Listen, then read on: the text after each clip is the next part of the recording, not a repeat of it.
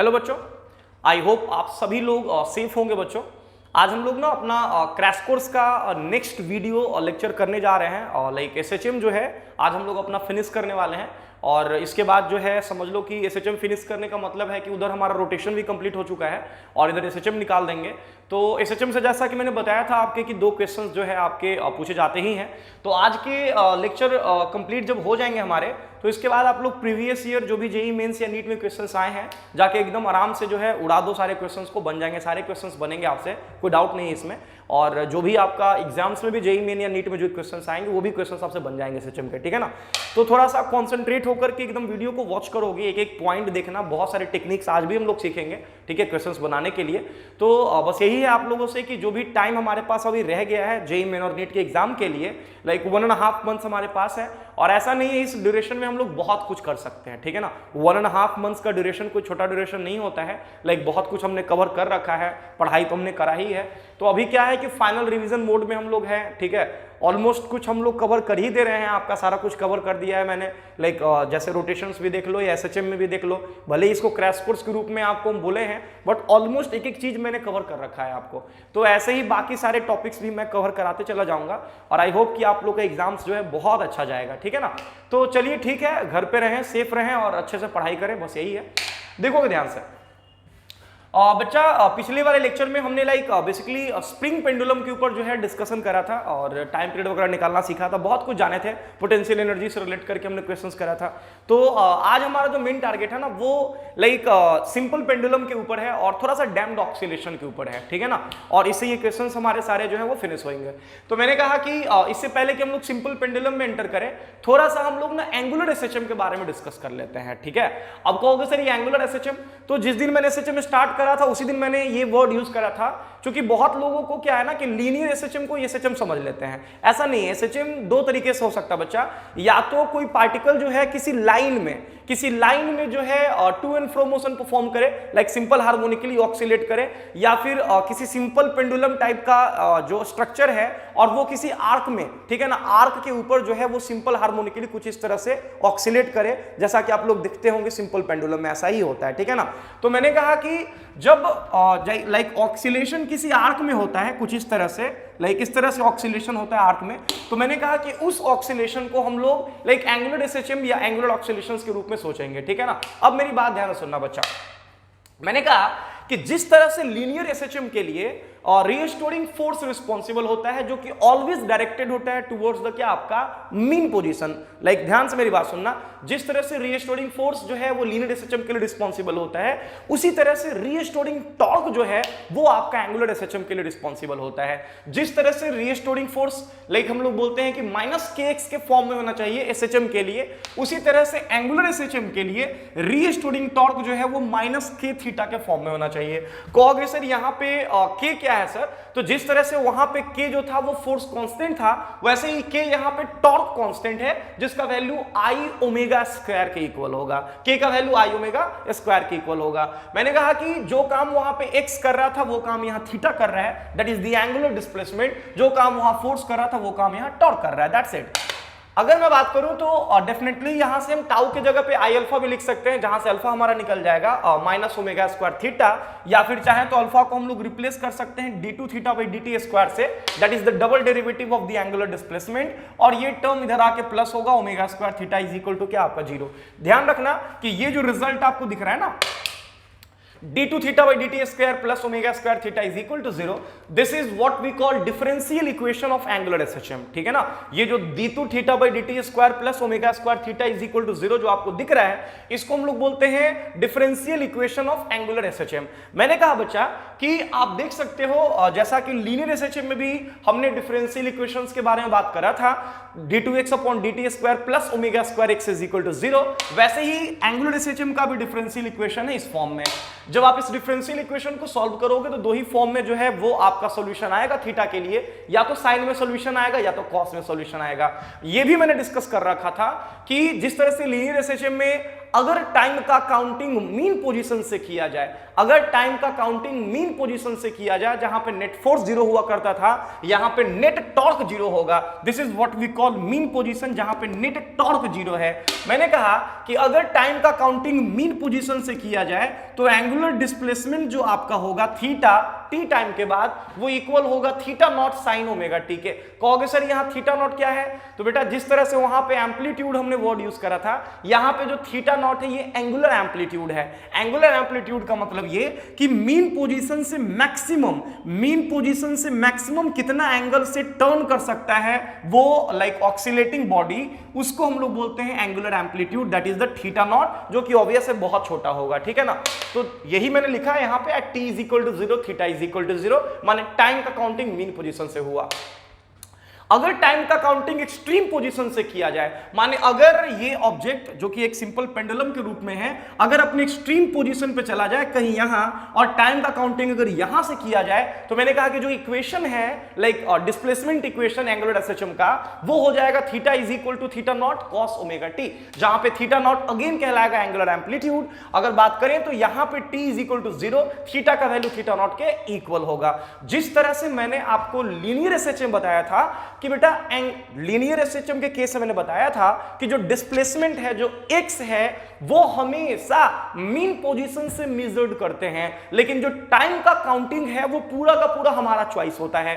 वो हम mean position से भी कर सकते हैं, वो हम एक्सट्रीम पोजीशन से भी कर सकते हैं, या मीन और एक्सट्रीम के बीच में किसी पॉइंट से भी कर सकते हैं। तो मैंने कहा कि बेसिकली दो केसेस बहुत फेमस है, या तो मीन वाला या तो एक्सट्रीम वाला, बाकी सारा पैरामीटर्स जो है आपका ऑलमोस्ट सेम होगा। क्या कोई दिक्कत? फटाफट नोट कर लोगे इसको जल्दी से, ध्यान देना। बढ़ता हूं आगे,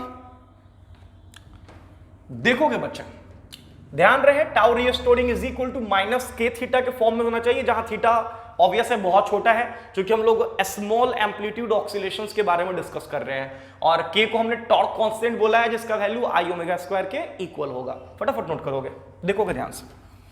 चलिए अब देखना बच्चा, एंगुलर एसएचएम का मतलब ये नहीं कि सिर्फ सिंपल पेंडुलम ही जो है वो एंगुलर एसएचएम परफॉर्म कर सकता है। ठीक है, हमने एग्जांपल के रूप में ठीक है सिंपल पेंडुलम को दिखाया ताकि चीजें आपको समझ में आए, बट ये है कि एंगुलर एसएचएम के केस में जो भी body like angular SHM perform कर रहा होगा, एक आर्क में वो जो है वो आपको ऑक्सीलेट कर रहा होगा, जबकि लीनियर एसएचएम के केस में एक लाइन में जो है पार्टिकल या बॉडी क्या करता है आपका ऑक्सीलेट करता है। ठीक है ना? चलो ध्यान दोगे। अभी हम ना कुछ क्वेश्चंस यहां पे लेते हैं बच्चा, ताकि चीजें आपके लिए एकदम क्लियर हो जाए। ठीक है ना? देखोगे ध्यान से बेटा, गौर करना एकदम।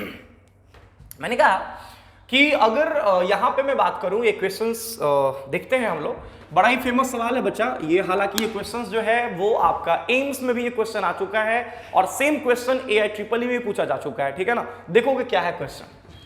मैंने कहा कि एक रॉड है हमारा ऐसा 10, और ये जो रॉड है ये आपका कहीं यहां पे 10 हिंग्ड है, सेंटर ऑफ मास पे हिंग्ड है ये रॉड। ठीक है ना? ध्यान देना, मैंने कहा कि रॉड का ये वाला जो एंड है, इसको मैंने एक स्प्रिंग से कनेक्ट करा है, जिसका स्प्रिंग कांस्टेंट K है, और जो दूसरा एंड है इसको भी मैंने एक स्प्रिंग से कनेक्ट करा है, और इसका भी स्प्रिंग कांस्टेंट K है। कोई दिक्कत?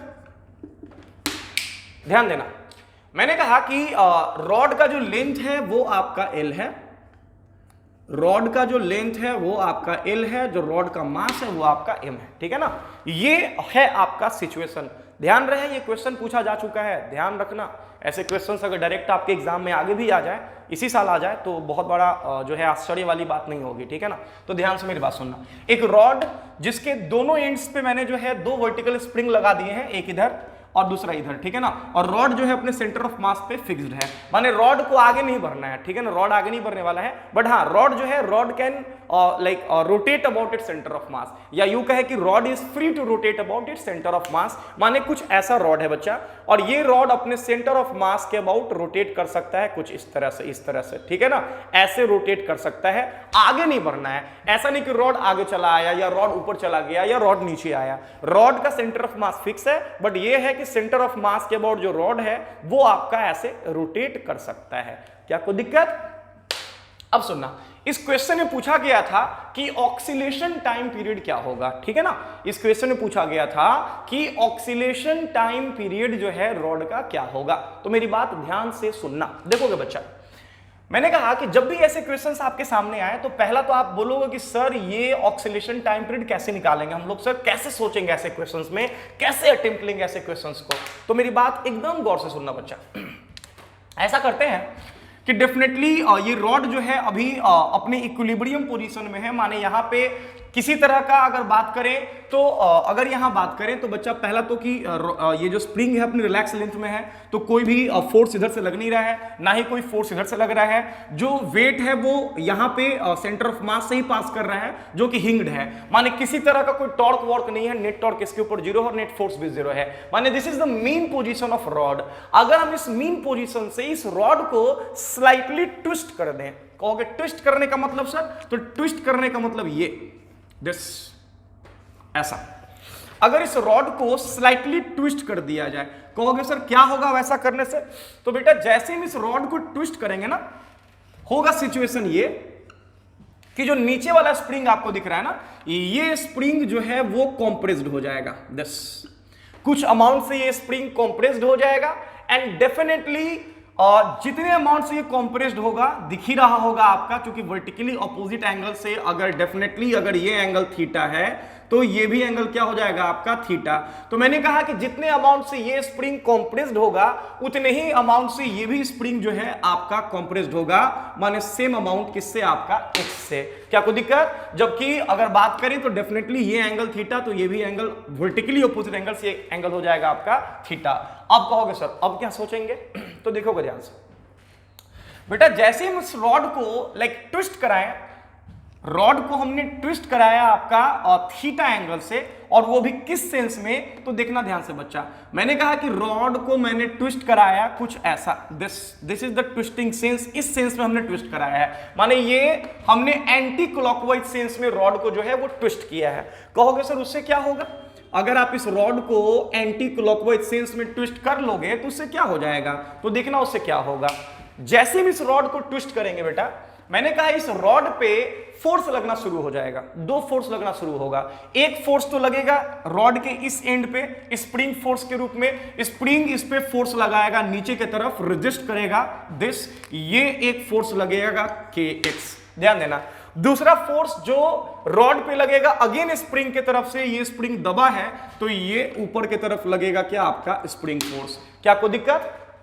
मैंने कहा कि रॉड के ऊपर एक स्प्रिंग फोर्स लगा इधर इस एंड पे नीचे, और दूसरा इधर लगा kx। कहोगे सर वेट भी तो लग रहा है, भाई वेट तो लग रहा है बट यहीं से पास कर रहा है ना, इस पॉइंट से जिसके वो ऑक्सीलेट करेगा, तो वेट का टॉर्क यहाँ पे 0 है। कोई दिक्कत? तो मैंने कहा कि यहाँ पे वेट का ऐसे भी कोई कंट्रीब्यूशन है नहीं ऑक्सीलेशन में, अगर किसी फोर्स का कंट्रीब्यूशन होगा तो वो सिर्फ और सिर्फ क्या है, आपका स्प्रिंग फोर्स। कहोगे सर अब क्या सोचेंगे, तो देखना एग्जैक्टली यहाँ पे क्या हुआ है। तो बेटा यहाँ हुआ ये है कि जब हम लाइक इसके अबाउट सेंटर ऑफ मास के अबाउट रॉड पे टॉर्क देखेंगे, तो पहला टॉर्क जो इस रॉड को मिलेगा वो मिलेगा इस स्प्रिंग की वजह से, दिस देख सकते हो ये जो स्प्रिंग फोर्स है ये इस रॉड को किस सेंस में घुमा रहा है, आपका क्लॉकवाइज सेंस में घुमा रहा है। जबकि जो दूसरा जो टॉर्क मिलेगा आपका इस रॉड को इस स्प्रिंग फोर्स की वजह से, वो आपका हिट करो ये भी किधर जाएगा, आपका क्लॉकवाइज। माने दोनों स्प्रिंग फोर्स मिलके इस रॉड को किधर घुमाएगा, आपका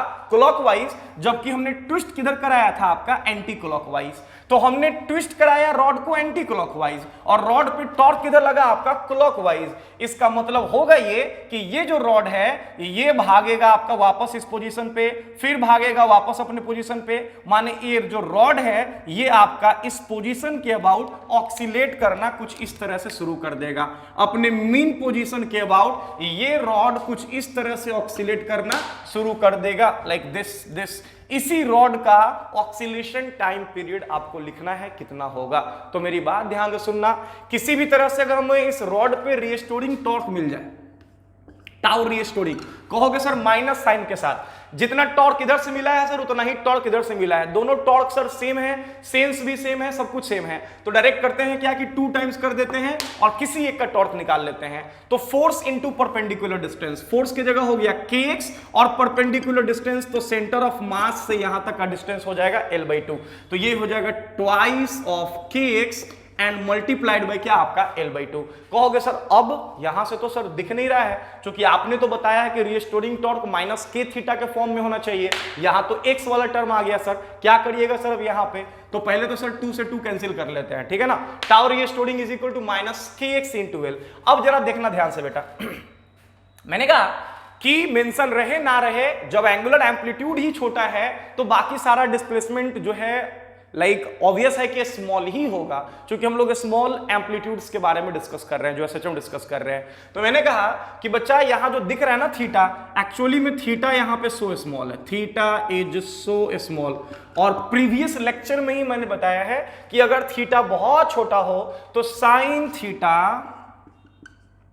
अप्रोक्सीमेटली इक्वल होता है थीटा के, और अप्रोक्सीमेटली इक्वल होगा परपेंडिकुलर, तो परपेंडिकुलर की जगह हो जाएगा x अपॉन हाइपोटेनियस, तो 90 के सामने ये आपका 90 के सामने हाइपोटेनियस हो जाएगा L अपॉन क्या आपका 2। क्या यहां से हम x निकाल सकते हैं बच्चा, इस x का वैल्यू हो जाएगा L/2 थीटा, वैल्यू पुट कर दो वहां, तो टाउ रीस्टोरिंग बराबर कितना आ जाएगा बच्चा, ये हो जाएगा माइनस k, x के जगह पे लिख देंगे आपका L/2 थीटा, और एक L पहले से अवेलेबल है, माने माइनस KL स्क्वायर अपॉन 2 और इंटू क्या आपका थीटा। अब आप देख सकते हो कि ये किस फॉर्म में आ गया, ये आपका tau restoring is equal to like ये जो टर्म है ये है टॉर्क कांस्टेंट, जिसका वैल्यू मैंने आपको बताया है कितना बच्चों, I ओमेगा स्क्वायर। क्या कोई दिक्कत, अगर हम इसको कंपेयर करते हैं I ओमेगा स्क्वायर से, कहोगे सर I तो रॉड का moment of inertia centre of मास के अबाउट, जैसा कि सब लोगों को पता होगा रॉड का moment of inertia centre of मास के अबाउट ये होता है ml स्क्वायर बाय क्या आपका 12, और इनटू कितना आपका omega square is equal to like लिखेंगे यहां पे KL स्क्वायर बाय क्या आपका 2, ये आपका L स्क्वायर से L स्क्वायर हो जाएगा कैंसिल, ये 2 से 6 बार में हो जाएगा कैंसिल, माने यहां से ओमेगा स्क्वायर दिख रहा होगा आपको 6k अपॉन m, माने ओमेगा स्क्वायर आपको दिख रहा होगा बेटा, यहां पे ओमेगा स्क्वायर आ जाएगा आपका 6k अपॉन m। तो पहले तो आप ओमेगा स्क्वायर निकाल लो, पहले फटाफट जल्दी से नोट करोगे इसको, ओमेगा स्क्वायर आपका आया 6k अपॉन m, जल्दी करोगे फास्ट, अगर ओमेगा स्क्वायर आ गया जो कि 6k अपॉन m आया है, दिस लिख देता हूं, omega square is equal to 6k upon m, तो डेफिनेटली यहां से ओमेगा निकल जाएगा और ये ओमेगा आ जाएगा अंडर रूट, बोलो यार 6k बाई m, तो यहां से हम टाइम पीरियड निकाल सकते हैं और ये आ जाएगा 2 pi under root m upon 6k answer. Note करो बढ़िया से फास्ट। तो ऐसे क्वेश्चंस आप जो है बहुत आराम से बना सकते हैं, एंगुलर एसएचएम का सवाल था ये, ठीक है ना। चलिए जल्दी करोगे फास्ट, बढ़ू आगे, चलो देखोगे बच्चे अब ना, ठीक है, रीस्टोरिंग टॉर्क के फॉर्म में अगर आ गया माइनस के थीटा के फॉर्म में, तो बस के को कंपेयर कर लो आई ओमेगा स्क्वायर से। ध्यान रखना कि के वहां पे स्प्रिंग कांस्टेंट नहीं है, लाइक ध्यान रखना इस चीज को, के को हम लोग टॉर्क कांस्टेंट बोलते हैं जो कि आई ओमेगा स्क्वायर के बराबर होता है। जैसे लीनियर एसएचएम में एफ रीस्टोरिंग माइनस के एक्स के फॉर्म में आता था तो के का वैल्यू एम ओमेगा स्क्वायर होता था, वैसे ही यहां पे अगर tau restoring is equal to minus k theta लिखते हैं तो के का वैल्यू आई ओमेगा स्क्वायर होगा, नहीं कि स्प्रिंग कांस्टेंट, ठीक है ना, ध्यान रखना। मैंने कहा कि बच्चे अभी एक बहुत ही बढ़िया रिजल्ट बताते हैं जो कि पिछले लेक्चर में मैंने बताया ही था शायद आप लोगों को।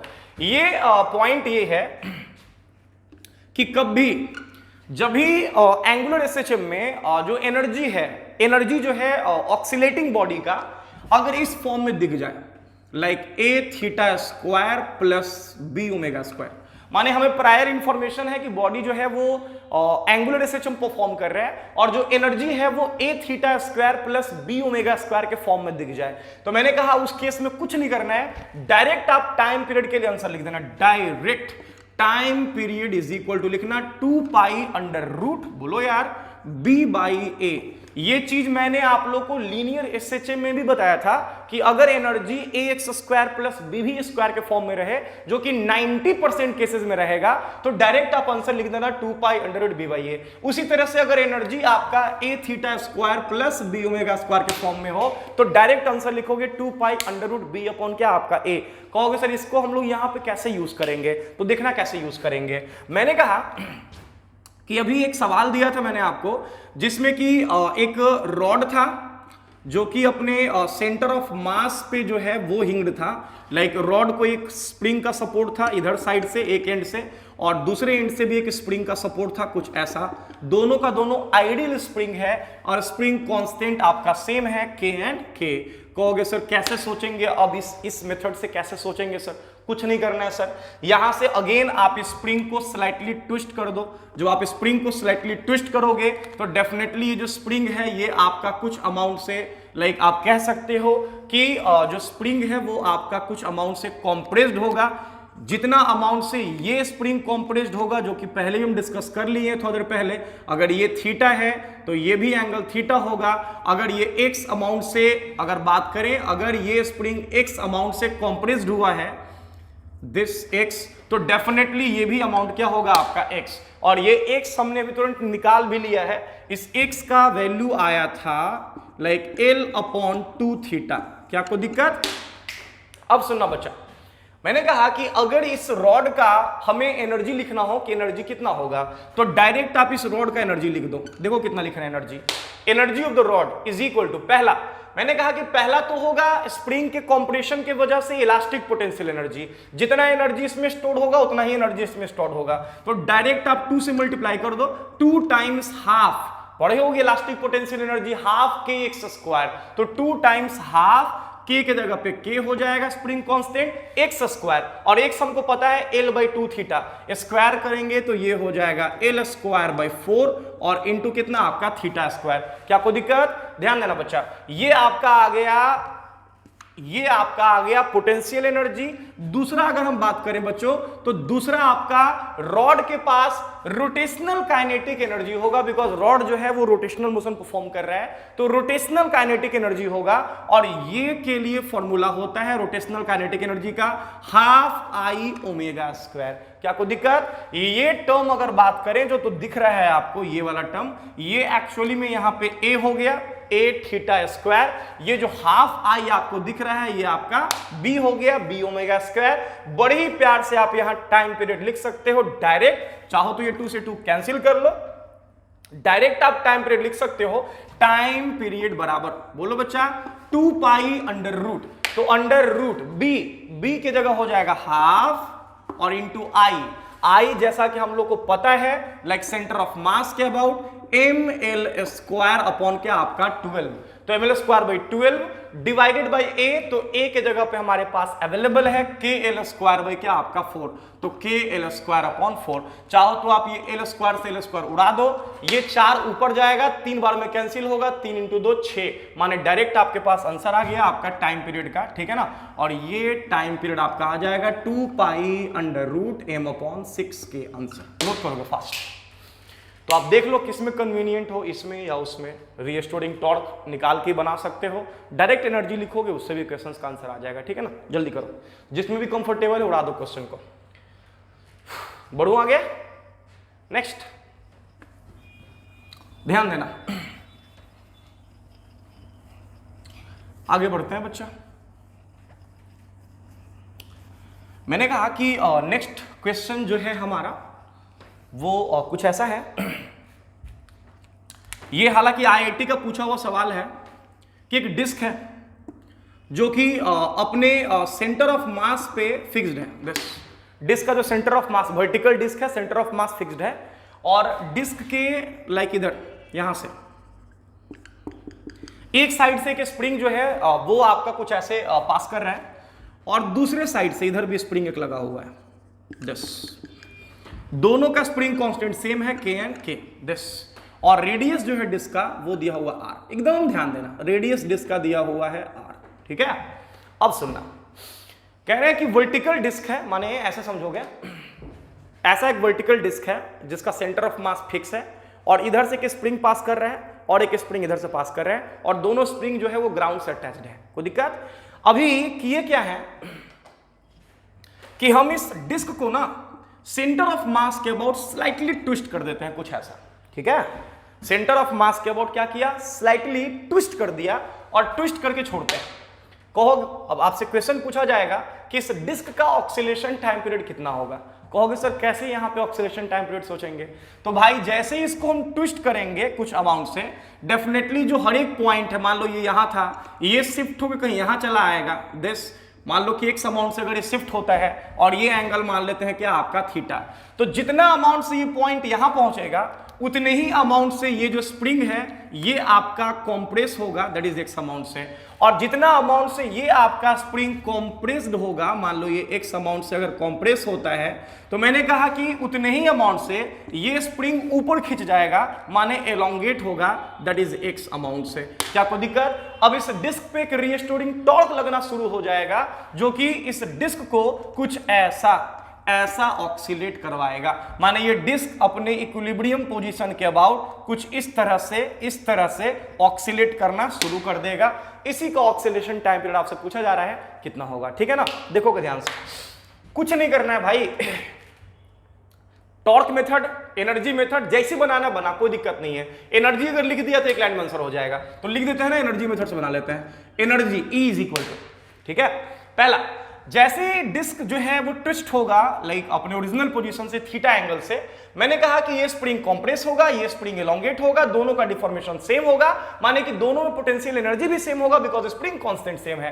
तो डायरेक्ट क्या करते हैं, डबल कर देते हैं, तो 2 टाइम्स ये हो जाएगा हाफ के और इंटू एक्स स्क्वायर। हमें एक्स नहीं चाहिए, थीटा के फॉर्म में रिजल्ट चाहिए। कहोगे सर बड़ा प्यार से निकल जाएगा, थीटा बराबर L बाई आर यूज कर लेंगे sir, theta is equal to x upon r. यहां से एक्स निकल जाएगा कितना आपका आर थीटा, तो half k x square, x की जगह हो जाएगा आर स्क्वायर इंटू क्या आपका थीटा स्क्वायर। एकदम ध्यान से सुनना बच्चा, तो ये हो गया twice of half k r square into theta square. ये निकल गया आपका पोटेंशियल एनर्जी। दूसरा होगा काइनेटिक एनर्जी। काइनेटिक एनर्जी बेटा किस फॉर्म में होगा, तो रोटेशनल काइनेटिक एनर्जी होगा, कितना, हाफ आई ओमेगा स्क्वायर। आई तो मोमेंट ऑफ इनर्शिया डिस्क का सेंटर ऑफ मास के अबाउट, सब लोग को पता होगा कितना होता है, तो ये होता है डिस्क का moment of inertia mr square by 2 और इनटू क्या आपका ओमेगा स्क्वायर। क्या कोई दिक्कत? बेटा ये जो पूरा टर्म है थीटा स्क्वायर के बाहर ये वाला ये हो गया a और ये वाला जो टर्म है ये हो गया b, माने ये किस फॉर्म में है, a theta square plus b omega square.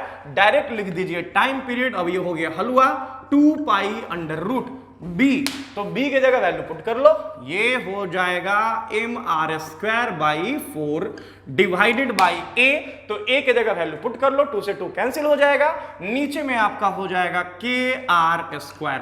क्या कोई दिक्कत? आप कहोगे सर अब क्या करोगे सर, तो कहेंगे सर ये r स्क्वायर से r स्क्वायर कैंसिल कर लीजिए सर, माने आंसर आपका आ जाएगा टाइम पीरियड बराबर 2 pi under root m upon 4k। फटाफट नोट करोगे तो ऐसे बना लो ऐसे क्वेश्चंस को, कोई दिक्कत नहीं है, बड़ा ही प्यार से बन जाएगा, ठीक है। चलो जल्दी करो, बढ़ते हैं आगे। नेक्स्ट देखोगे,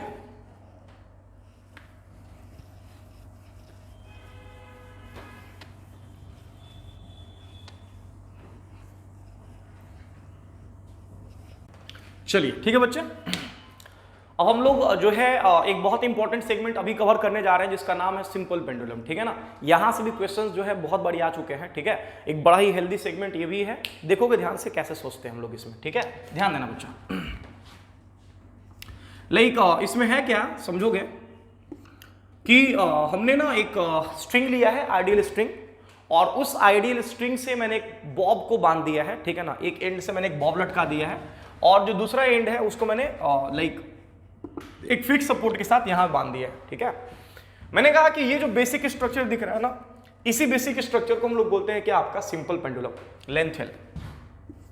कह रहे हैं कि बच्चा ये जो सिंपल पेंडुलम आपको दिख रहा है एक्चुअली में ये एक जो है एंगुलर एसएचएम परफॉर्म करेगा और इसका टाइम पीरियड एक्चुअली हमें निकालना है, ठीक है ना। तो मैंने कहा कि लाइक कुछ इस तरह से ये एंगुलर एसएचएम परफॉर्म करने जा रहा है दिस, इसको हम लोग कहेंगे theta naught, that is the angular amplitude. Like दूसरे साइड में भी आपका दिस थीटा नॉट जो कि आपका एंगुलर एम्पलीट्यूड कहलाएगा, और ये कुछ इस तरह से एंगुलर एसएचएम परफॉर्म करने जा रहा है। ध्यान देना बच्चा, मैंने कहा कि इस सिंपल पेंडुलम का टाइम पीरियड हमें पता करना है, ठीक है ना। तो जैसा कि सब लोग जानते होंगे उतना टाइम है भी नहीं मेरे पास कि हम इसको प्रूफ करें, ठीक है ना। तो मैंने कहा कि बीच में अगर कोई हम एंगुलर डिस्प्लेसमेंट कंसीडर करते हैं थीटा के रूप में, दिस थीटा, तो मैंने कहा कि चीजें यहां पे ऐसे बच्चा कि सबसे पहला तो कि आप यहां पे चाहो तो एंगुलर फ्रीक्वेंसी निकाल सकते हो उस ऑक्सीलेटिंग बॉब का या ऑक्सीलेटिंग पेंडुलम का। तो जो एंगुलर फ्रीक्वेंसी यहां पे आएगा आपका ओमेगा, वो आपका आएगा अंडर रूट, ध्यान देना, अंडर रूट जी अपॉन एल, ठीक है ना, अंडर रूट जी अपॉन एल, जहां पे जी क्या है बच्चा, जी है आपका एक्सेलरेशन ड्यू टू ग्रेविटी, और एल क्या है आपका लेंथ ऑफ द पेंडुलम। जो रिस्टोरिंग टॉर्क मिलेगा एक्चुअली में इस बॉब को, वो वेट के कंपोनेंट से मिलेगा इसको, ठीक है ना।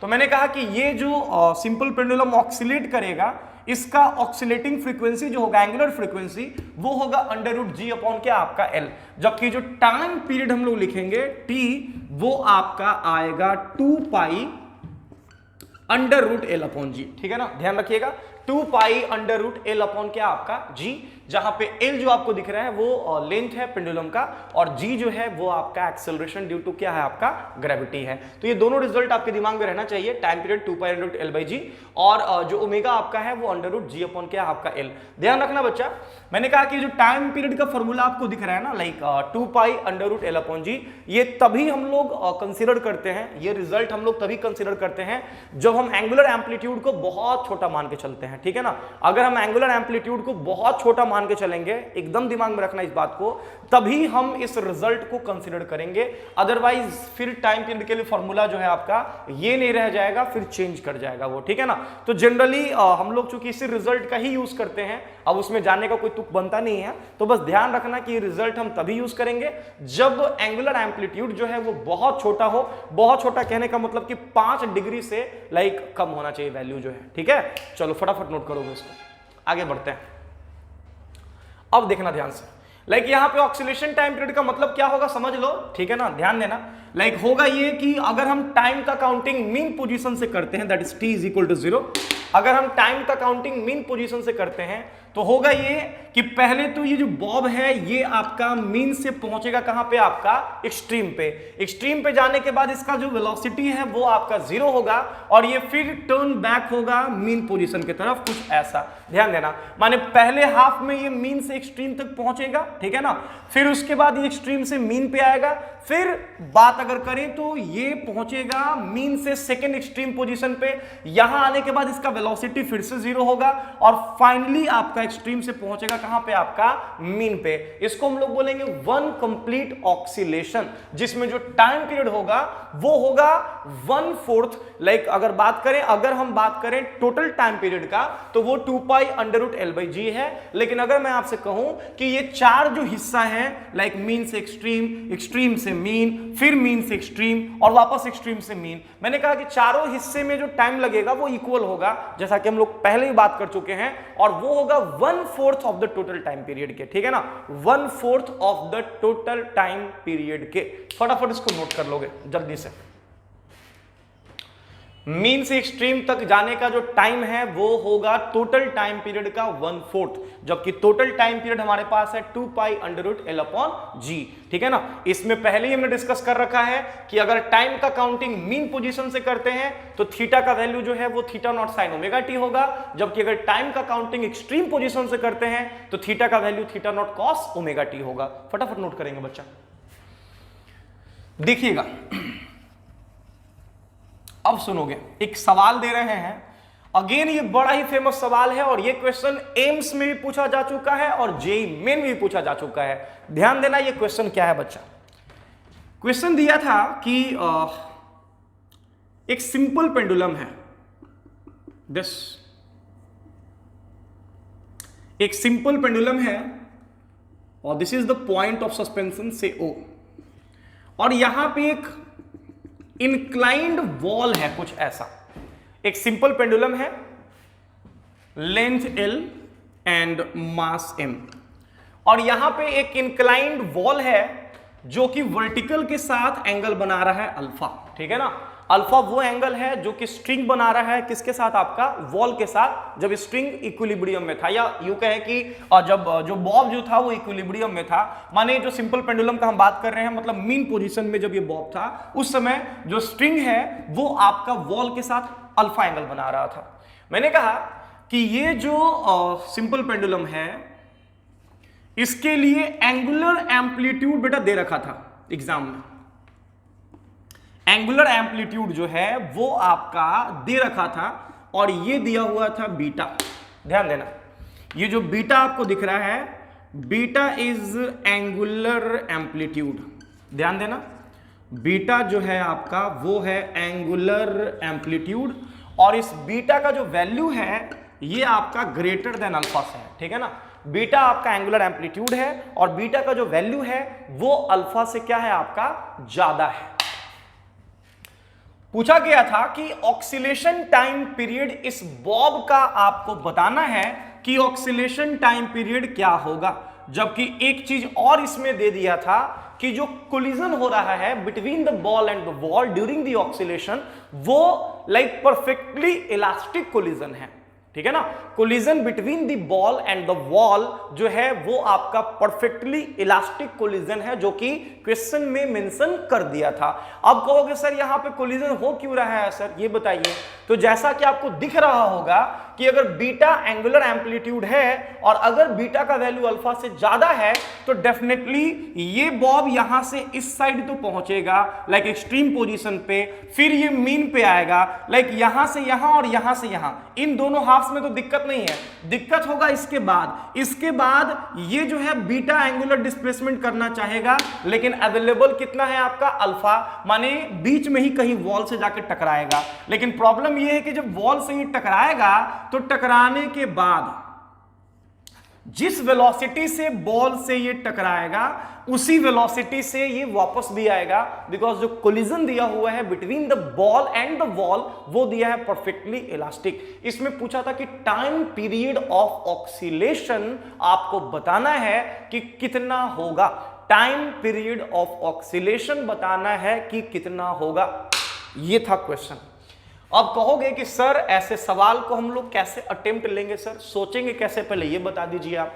तो मेरी बात एकदम ध्यान से सुनना, अगेन रिपीट कर रहा हूं, ये क्वेश्चन एम्स में आया हुआ है, ये क्वेश्चन जेईई मेन में पूछा जा चुका है। कहोगे सर कैसे अटेम्प्ट लेंगे ऐसे क्वेश्चंस को, तो मेरी बात ध्यान से सुनना। विदाउट एनी डाउट ये सिंपल पेंडुलम जो है वो एंगुलर डिस्प्लेसमेंट तो परफॉर्म कर ही रहा है, बस प्रॉब्लम ये है कि एक हाफ जो है उसका अनडिस्टर्ब्ड है, ठीक है ना, माने एक साइड में वो बिना डिस्टर्ब किए हुए ऑक्सीलेट हो रहा है, बट जो दूसरा जो साइड है, जो दूसरा हाफ है, वहां पे थोड़ा डिस्टर्बेंस क्रिएट हुआ है। कहने का मतलब ये कि बच्चा ऑक्सीलेशन, वन कंप्लीट ऑक्सीलेशन का टाइम पूछा गया है, मतलब कौन सा टाइम पूछा गया है ये सुनना। ये बॉब यहां से that is the mean position से एक साइड में पहुंचेगा एक्सट्रीम तक, माने यहां से यहां। तो मैंने कहा कि एक ये आपका पहुंचा यहां से यहां तक, लाइक यहां से यहां तक कोई डिस्टर्बेंस नहीं है, बहुत प्यार से ये आ जाएगा, ठीक है ना। दूसरी बार अगर बात करें तो ये बॉब वापस से एक्सट्रीम से पहुंचेगा मीन तक, यहां पे भी कोई डिस्टर्बेंस नहीं है, माने ये टाइम आपको मालूम है t/4, ये भी टाइम आपको मालूम है t/4, यहां तक कोई दिक्कत नहीं है। बेटा प्रॉब्लम हो रहा है यहां से यहां तक में, ऑब्वियस है कि यहां से यहां तक t/4 तो होगा नहीं, बिकॉज ये t/4 तब होता जब एंगुलर एम्पलीट्यूड बीटा के इक्वल होता इस साइड में, लेकिन वो बीटा कवर ही नहीं कर पाएगा, वो अल्फा तक ही रहना है उसको। इसका मतलब कि ये टाइम यहां से यहां तक का टाइम आपको निकालना होगा, कितना होगा। और ऑब्वियस है कि जितना टाइम में ये जाके वॉल से टकराएगा उतने ही टाइम में वापस मीन पोजीशन पे चला आएगा। क्या कोई दिक्कत? तो यही आपका हो गया वन कंप्लीट टाइम पीरियड, माने कि अगर बात करें तो मीन से एक्सट्रीम इस साइड में, फिर एक्सट्रीम से मीन इस साइड में, फिर उसके बाद मीन से वॉल तक टकराने का टाइम, और फिर वॉल से टकरा के वापस यहां तक आने का टाइम, ये होगा वन कंप्लीट ऑक्सीलेशन का टाइम पीरियड। क्या कोई दिक्कत? तो ध्यान से मेरी बात सुनना। कहोगे कि सर कैसे बनाएंगे ऐसे सवाल को, सर ये बताइए। तो बेटा कुछ नहीं करना है, एकदम ध्यान से मेरी बात सुनियो। मैंने कहा कि इस साइड का तो क्लियर है बच्चा, इस साइड में तो कोई दिक्कत नहीं, एकदम क्लियर है। कहोगे सर तो इस साइड का क्या करना है, तो ध्यान से मेरी बात सुनियो। अगर हम टोटल टाइम पीरियड का यहां बात करें, दैट इज टी डैश का बात करें, टी डैश, अगर मान ले कि टी डैश जो है वो टाइम पीरियड ऑफ ऑक्सीलेशन है, अगर टी डैश का बात करें तो कहोगे सर इस टी डैश में दो टाइम, एक तो यहां से यहां और यहां से यहां, तो ऐसा कर देते हैं, डायरेक्ट करते हैं two times like T by 4, because यहां से यहां तक टी बाई 4, फिर यहां से यहां तक टी बाई 4, तो 2 टाइम टी बाई 4, जहां टी का value 2 pi root L by G बाद में पुट कर लेंगे, प्लस यहां अगर बात करें, मान लो ये टाइम आपका टी है, माने मीन पोजीशन से वॉल तक टकराने का, तो फिर यहां से यहां तक आने में भी टी लगेगा, तो ये आपका हो जाएगा 2t। हमें कैपिटल टी के बारे में इंफॉर्मेशन है, बट स्मॉल टी हम लोग को नहीं पता है कि स्मॉल टी कितना होगा। कहोगे सर ये कैसे निकालेंगे सर, बस ये निकल गया तो काम तो सर हो जाएगा। तो देखोगे ध्यान से ये कैसे निकालते हैं, इसको मिटा रहा हूं, देखोगे ध्यान से, देखना ये टी कैसे निकालते हैं बच्चा। अगर मैं टाइम का काउंटिंग यहां से करता हूं मीन पोजीशन से, तो डेफिनेटली ये जो अल्फा है ये एंगुलर डिस्प्लेसमेंट होगा टी टाइम के बाद। तो टी टाइम के बाद एंगुलर डिस्प्लेसमेंट अगर टाइम का काउंटिंग मीन पोजीशन से किया जाए तो इक्वेशन हमें पता है, लाइक मैंने बता रखा है, तुरंत ही बताया था, like theta is equal to, बोलो, theta nought sine omega T. ये हम तब यूज करते हैं जब टाइम का काउंटिंग मीन पोजीशन से किया जाए, माने यहां पे थीटा की जगह क्या है बच्चा, अल्फा है, is equal to theta naught. तो थीटा नॉट का मतलब एंगुलर एम्पलीट्यूड जो कि बीटा दिया हुआ है, और ये इक्वल किसके, आपका साइन ओमेगा टी के। क्या यहां से ओमेगा टी निकाल सकते हैं बच्चा, ये अल्फा बाई बीटा और साइन इनवर्स के फॉर्म में आएगा, माने ये हो जाएगा omega t is equal to, बोलो, साइन इनवर्स, ये हो जाएगा अल्फा अपॉन बीटा। अब कहोगे सर ये ओमेगा, तो ओमेगा तो आपका है एंगुलर फ्रीक्वेंसी ऑफ ऑक्सीलेशन, जिसका वैल्यू कितना होगा, under root g by l. तो अगर ओमेगा की जगह under root g by l put करते हो तो यहां से टी निकल जाएगा और ये आ जाएगा under root L by g multiplied by, बोलो बच्चों, साइन इनवर्स अल्फा अपॉन क्या, आपका बीटा। तो ये टाइम हमें निकल गया मीन से वॉल तक टकराने का टाइम, जितना टाइम यहां से यहां उतना ही टाइम यहां से यहां, माने 2t यहां पे आप लिख सकते हो, और कैपिटल टी तो हमें पहले से पता है, माने total time period T dash बराबर, ये आपका हो जाएगा 2 से कैंसिल, माने t बाई 2, और t हमको पता है 2 pi under root L by g, माने ये आपका सॉल्व करने के बाद हो जाएगा पाई रूट एल बाई जी, और प्लस ये आपका ट्वाइस ऑफ स्मॉल टी, और स्मॉल टी जैसा कि आपको दिख रहा होगा root L by g multiplied by sine inverse alpha upon क्या, आपका बीटा। चाहो तो आप root L by g common लेके बाहर निकाल लो, माने यहां से टी डैश अगर आप निकालोगे तो root L by g common लेके निकाल लो बाहर, अंदर में बचेगा पाई और प्लस बचेगा twice of sine inverse alpha upon beta. फटाफट नोट करोगे, बड़ा ही प्यारा सवाल था ये, जल्दी करोगे। सिंपल पेंडुलम का ये one of the best question है, बनाओगे फटाफट, जल्दी करो, फास्ट। हो गया,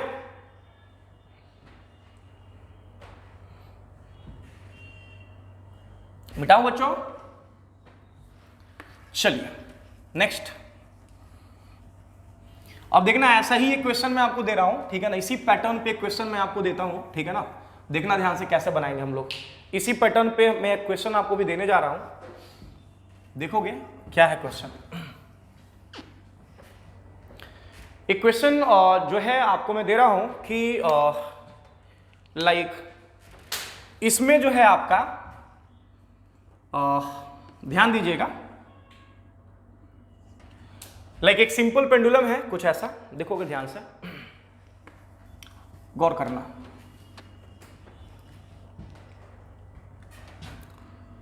दिस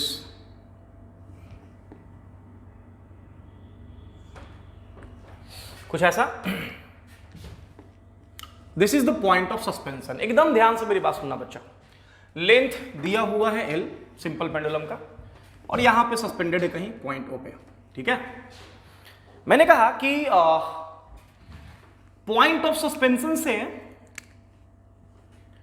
ठीक नीचे, और वो भी L/4 हाइट नीचे, L/4 हाइट नीचे है, कहीं यहां पे एक हुक लगा हुआ है, हुक समझ रहे होगे यहां पे, दिस एक हुक लगा दिया मैंने यहां पे कह रहे हैं कि ये इसका एक्सट्रीम पोजीशन है जहां से मैं इसको छोड़ने जा रहा हूं, ठीक है ना, लाइक सिंपल पेंडुलम को। मैंने कहा कि यहां पे बेटा L/4 हाइट नीचे पॉइंट ऑफ सस्पेंशन से, कहीं यहां पे एक मैंने हुक लगा दिया है। अब जैसे इसको हम छोड़ेंगे सिचुएशन क्या बनेगा आप लोगों को शायद समझ में आ रहा होगा, ठीक है ना।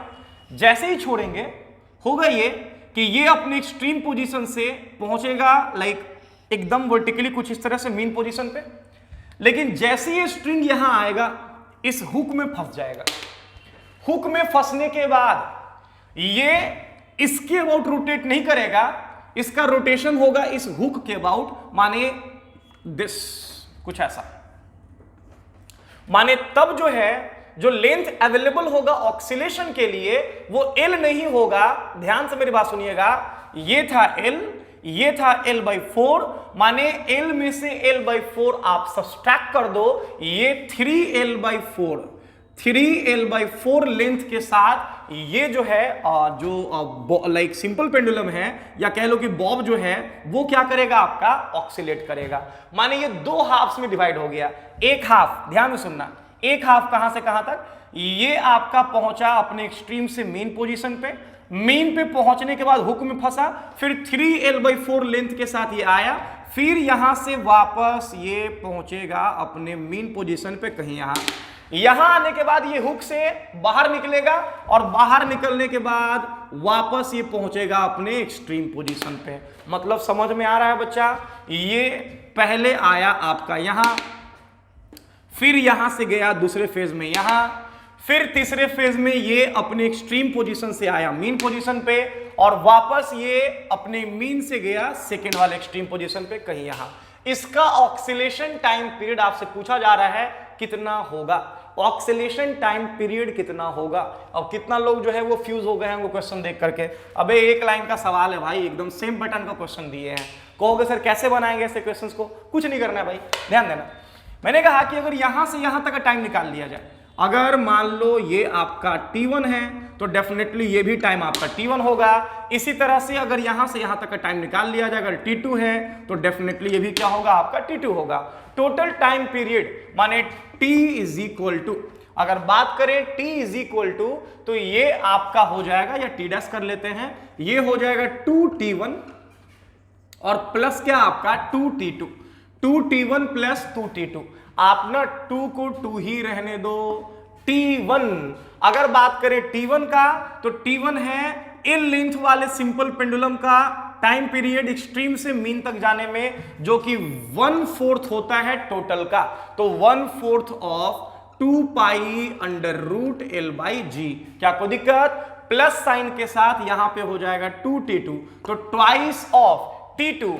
T2 क्या है बच्चा, वो टाइम जो कि 3L/4 लेंथ के साथ जो हुक में फंसा हुआ है, मीन से एक्सट्रीम तक जाने में जो टाइम लगा है, तो ये भी आपका होता है लाइक 2 पाई अंडर रूट। ध्यान देना बेटा, लेंथ के जगह इस बारी L हम लोग नहीं लेंगे, लेंथ के जगह हो जाएगा 3L/4। क्या कोई दिक्कत, माने लेंथ के जगह हो जाएगा 3L/4 और अपॉन नीचे में क्या हो जाएगा आपका G। क्या कोई दिक्कत, आप फटाफट इसको सॉल्व कर लो, ठीक है, देख लो कितना आता है। माने टोटल टाइम पीरियड आपका जो है जैसा कि आपको दिख रहा होगा, ये 4 से 4 कैंसिल, माने पाई रूट L/G प्लस यहां कितना हो जाएगा देख लीजिएगा, ये हो जाएगा 4 पाई, और ये आपका अगर चाहो तो 4 का रूट बाहर निकाल लो तो 4π/2, और ये अंदर में आपका हो जाएगा रूट 3L/ क्या आपका G। क्या कोई दिक्कत, देख सकते हैं बच्चा, ये 2 से 2 क्या हो गया आपका कैंसिल,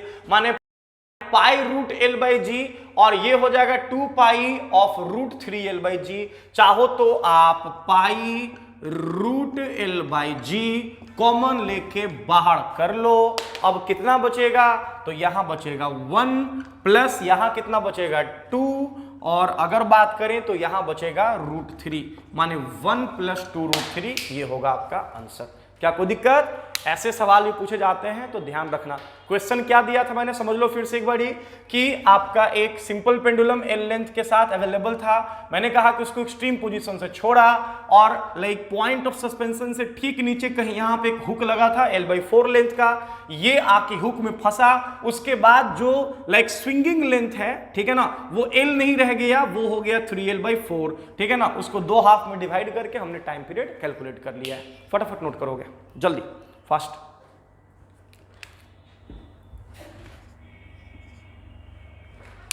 हो गया? चलिए नेक्स्ट बढ़ते हैं आगे बच्चा।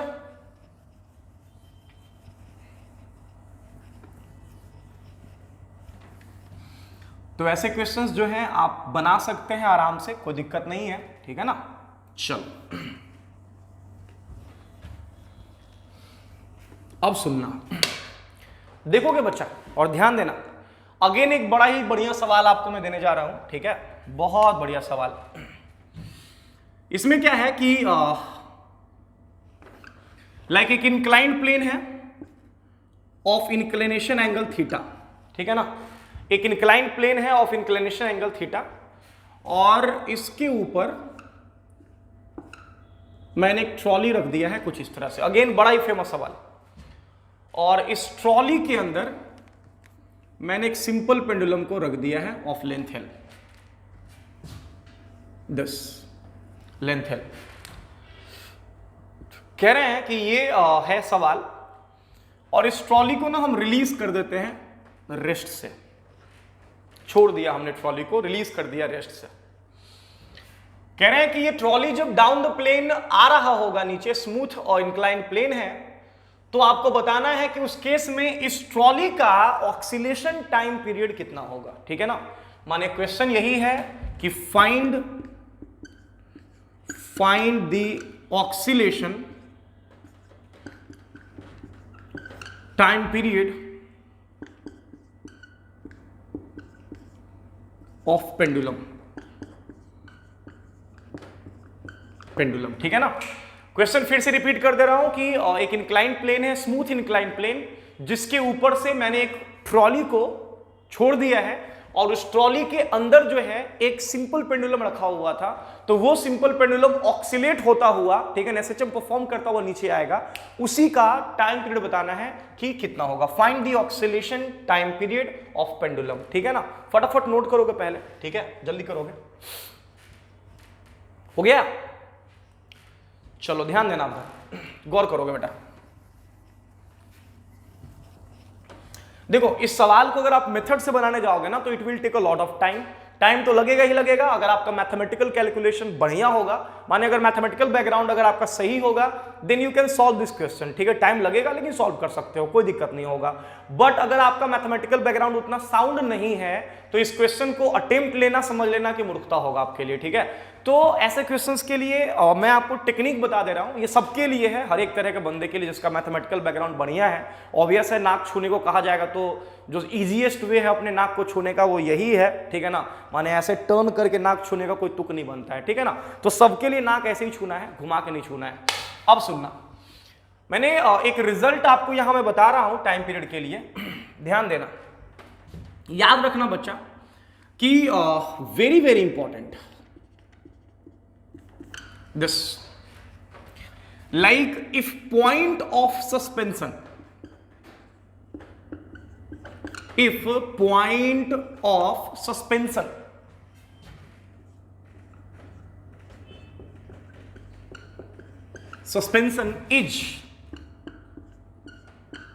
is accelerating with some acceleration, say AP, then time period of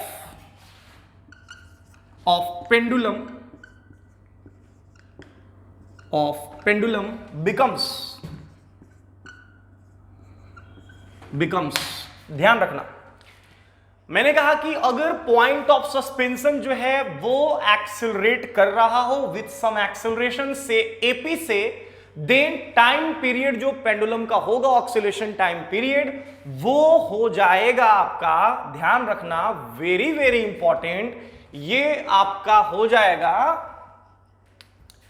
like t is equal to 2 pi under root L upon g effective, 2 pi under root L upon g effective का mod, this 2 pi under root L upon mod of g effective.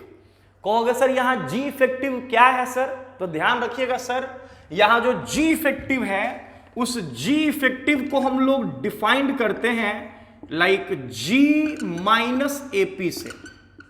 उस जी effective को हम लोग define किससे करते हैं बच्चा, जी minus AP से। कहोगे सर जी, तो जी तो सब लोगों को पता होगा, जी है एक्सेलरेशन ड्यू टू क्या आपका ग्रेविटी।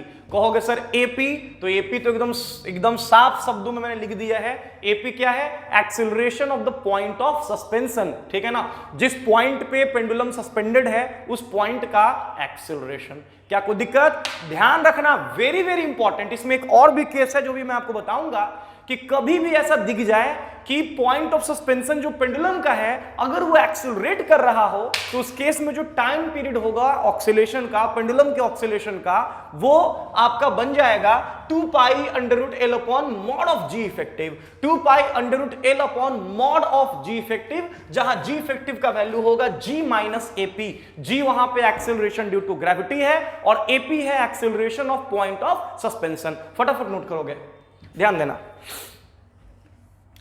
अब देखोगे इस चीज को हम लोग कैसे वहां पे यूज करते हैं क्वेश्चन में, ध्यान दीजिएगा सब लोग। देखोगे बच्चे, सवाल क्या था बेटा कि एक इंक्लाइंड